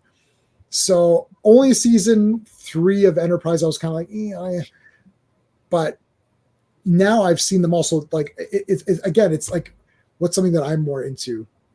Let's say He-Man. Well, no, that's a bad example, but like I'm trying to think of something that, let's say Last Crusade. I watched Temple of Doom and Raiders like 400 times. Right? Like then I saw Last Crusade. I was like, oh, I don't like this one as much. Like, and we were talking about Mad Max earlier. Same with Mad Max. Road Warrior. So Mad Max 1, Road Warrior, and Thunderdome, I'd watched a bunch of times. And my buddies don't think Thunderdome was that good. And I watched it again last night. And now with all this in my head, I'm like, okay, now I'm listening to everyone's complaints about Thunderdome. And I can kind of see some of their complaints, but it's not there for me. To me, like like Thunderdome is not as hardcore. There's no nudity or really bad violence or people. It's definitely like, oh, it's like Army of Darkness. They kind of toned it down a bit, to make it more palatable. And Tina Turner, she's got the big song in it and all that. But I like the songs. But I never thought of that as a kid because I just watched those 3 movies 100 times. So I wasn't thinking, oh yeah, Thunderdome isn't quite as rough as those other. Like I didn't think that. I'm like, it's if you're watching it now as an adult and you're like, oh, this Thunderdome, what the hell happened? This isn't as crazy as the first 2 where there's like rape and all this stuff in it. It's like, all that's gone. I'm like, well, I didn't think of that, Yeah. It's like, it's different when you watched it 100 times, like even with Conan and Conan the Destroyer, I watched those 2 movies back to back 100 million times. Obviously Conan the Barbarian is a better film and I love it. It's my favorite, but I like Conan Destroyer. I don't think it's like a big disastrous garbage thing. I'm like, oh, it's different, but I still like it. Yeah, sure. So it's been a while for me. I need to watch those again. You made me want to watch those again. I'll watch Conan, and then I want to, and you got to watch Once Upon a Time in Hollywood just to give me your opinion. And if you don't like it, that's fine. I'm not going to be like weird. I'll do it. I will do it. I meant to do it the other day. I turned it on. And I was about to watch it one night a couple weeks ago, and then I didn't. It's long. I turned it, and I went. It's long. Okay. It's 2 hours and 40 minutes, so just keep that in mind. Nothing to me. I started to do it in game again the other day like an idiot. So I watched the whole Infinity Saga again a couple of weeks for no reason. I just turned them on, but I skipped 2. I was getting to when I got to after Infinity War. Yeah, I went on the show the other night and I asked everybody in the chat room, said, I really don't want to sit through Black Panther and Captain Marvel. I hate this movie so much. Do I have to? And I made them all vote on it. A poll. The bastards almost voted me to have to watch it. I wouldn't have watched it anyway. Yeah. But they're in line of the, you know. Yeah. I was being lazy. I'll sit around. I don't subscribe to Disney Minus, but I use my daughter's codes so I can watch crap on there that I want to pay for. And so one night I saw Infinity. So I hadn't watched those in a long time. Been a while. Well, I say a long time, you know. So I just did, and it was, you know what? So I guess it's just because things are so bad now. Even the lesser ones are just kind of easier to sit through now. Like, I was having an okay time, and I really love some of them. You know, like Winter Soldier and Infinity War. So I'm just doing it every night, once or a couple nights a week throughout. It took weeks and weeks because I was doing like 2 or 3 a week or whatever. You know what I'm saying? So I end up Infinity War again, really, really enjoying it. Some more than others. And after that, there was the Ant-Man and the Wasp. I even thought that was okay. It was fun. And then next, oh my God, Black Panther. What's after that? Yeah. I think that was next. And then there was Captain Marvel, or there was something in between. Where are we at here? Sorry, where are you at? Oh no. Black Panther's after Thor Ragnarok. Yeah, it was after Thor Ragnarok, which I usually hate it, but I kind of watched that, and it was so I get to Black Panther, which I really hate. And I'm like, and then I knew after that there was going to be something. Oh, there was going to be Infinity War, then Ant-Man, Wasp, then Captain Marvel. So everyone vote in my chat said, "You guys going to make me watch it? I'll make the decision." And bastards almost voted for me to make me watch it. But I won the vote by just like 1%. So I'm like, thank God. And I didn't. 1%. But I was good because I knew I was going to be angry enough at watching Endgame again because it always pisses me off so bad. Right. But I did. And then it says, by the way, in that thing, it says, then you have to watch Spider-Man Far From Home. I said, no way. No. Yeah. Homecoming's bad enough. My wife, she's like, oh, I really love all the MCU movies. I'm like, stop saying that because it's not true. And she's like, no, what are you talking about? I love all these. It's like, okay, let me tell you my wife's viewing order. And then this is her saying, I love MCU. She basically skips massive movies. So we skip Iron Man. She skips Iron Man, Incredible Hulk, Iron Man 2, Thor. So she starts with Captain America, the First Avenger. I'm like, okay. Then she likes that. So this is her viewing order that we watch. She's like, oh, let's watch the MCU. She's like, let's watch all the MCU movies. I'm like, no, stop saying that. You don't mean that. Not watching all of them. You're not watching all of them. Yeah. So the first MCU movie for her is Captain America, the First Avenger. She's like, no, that's the first one. I was like, you've literally skipped 5 movies. 4 movies. And she's like, which ones did I skip? I didn't skip any. I was like, Iron Man. She's like, I don't care about Iron Man. I'm like, the 4 movies. I was like, you skipped Iron Man 2. She's like, no, okay. She's like, I don't like Iron Man 1, so I don't like Iron Man 2. She didn't even watch Iron Man 2. She's never seen Iron Man 2 or 3. Yeah. She doesn't care about Incredible Hulk. She doesn't care about Thor. So I'm like, okay, so First Avenger. Then Avengers. So that's legit. Cool. Iron Man 3 she skips because she didn't like Iron Man 1 and she didn't see 2 or 3. She skips Thor the Dark World. So the next movie she watches Winter Soldier. Yeah, it's just Captain America. I said it right. I said stop saying you're watching the MCU. Captain America movies. Yeah, I said you're watching Captain America movies. Yeah. So, okay, hold on. So, right, and then we skip Guardians because she hates that. She hated Guardians Part 1, so we didn't see 2 or 3. She likes Age of Ultron, so Captain America. Yeah, I like that one. Yeah. Okay, now hold on. She likes Ant-Man 1, so that's pretty good. Yeah, I like that one. Civil War. We watched Civil War. There you go. We watched Doctor Strange because that's like she loves Doctor Strange. We skip Guardians. We skip Spider-Man. We skip Thor Ragnarok. We skip Black Panther. We go to Infinity War. So far, she just watches the Captain America movies and Ant-Man. He snuck in. Ant-Man snuck in that. Both Ant-Man movies or what? No. Only Part 1. Okay. And then Ant-Man and the Wasp. Oh, skip that. Skip Captain Marvel. We watch Avengers Endgame, and she's like, "There, I've watched all the MCU movies." I'm like, fair enough. I was like, "You," and she forgets her time, and I'm like, "No, you don't like the MCU." She's like, "Yes, I love the MCU. What are you talking about?" I was like, "No, you don't. Stop saying that. Selective. You only like the Captain America." Oh no, and then we watched Doctor Strange 2. So the last one we watched because she loves Doctor Strange 2, and so do I. Doctor Strange 2 is the last. That's the last movie she watches. Part 1. Yeah, we watched Doctor Strange 1. Oh, okay, yeah. I'm afraid to watch Part 2 now.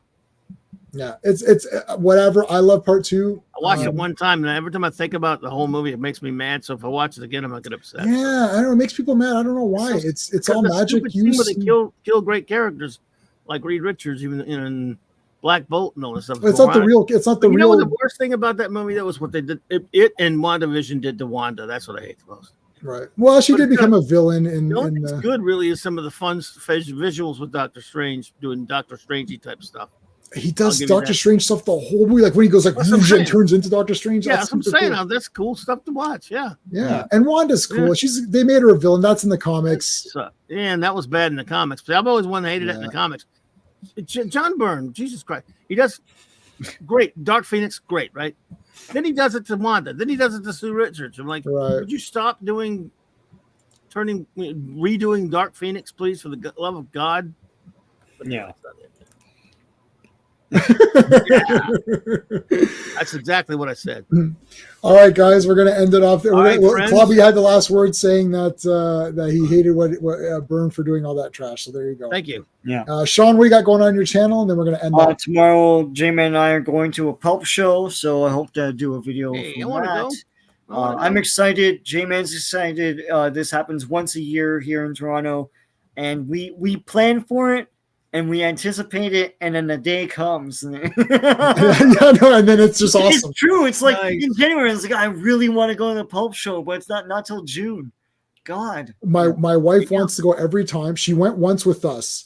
But she had hurt her. Yeah, I remember she went once with us. Yeah. She's hurt her back a while back, so her back's been kind of messed, and she just can't make the drive. And she's like, "How long is the drive?" I was like, "We go through this every year. You can't do it." I said, "Even just getting to Sean's place is long."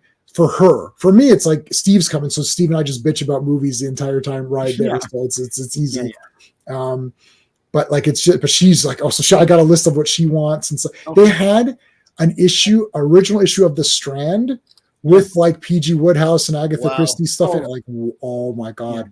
And she's like, oh, I'd love to have that. And like, yeah, they've got crazy stuff. Yeah, it's mostly books, but it's fascinating stuff. So yeah, and lots of Star Trek stuff. It's amazing. So I got to start making a Star Trek there. I Quester tapes 100%. That's happening tomorrow. Yeah. Well, it's gotta be there. It's gotta be there. I need Quester tapes. I want more vintage magazines. I have I'm developing a collection of amazing stories. And, awesome.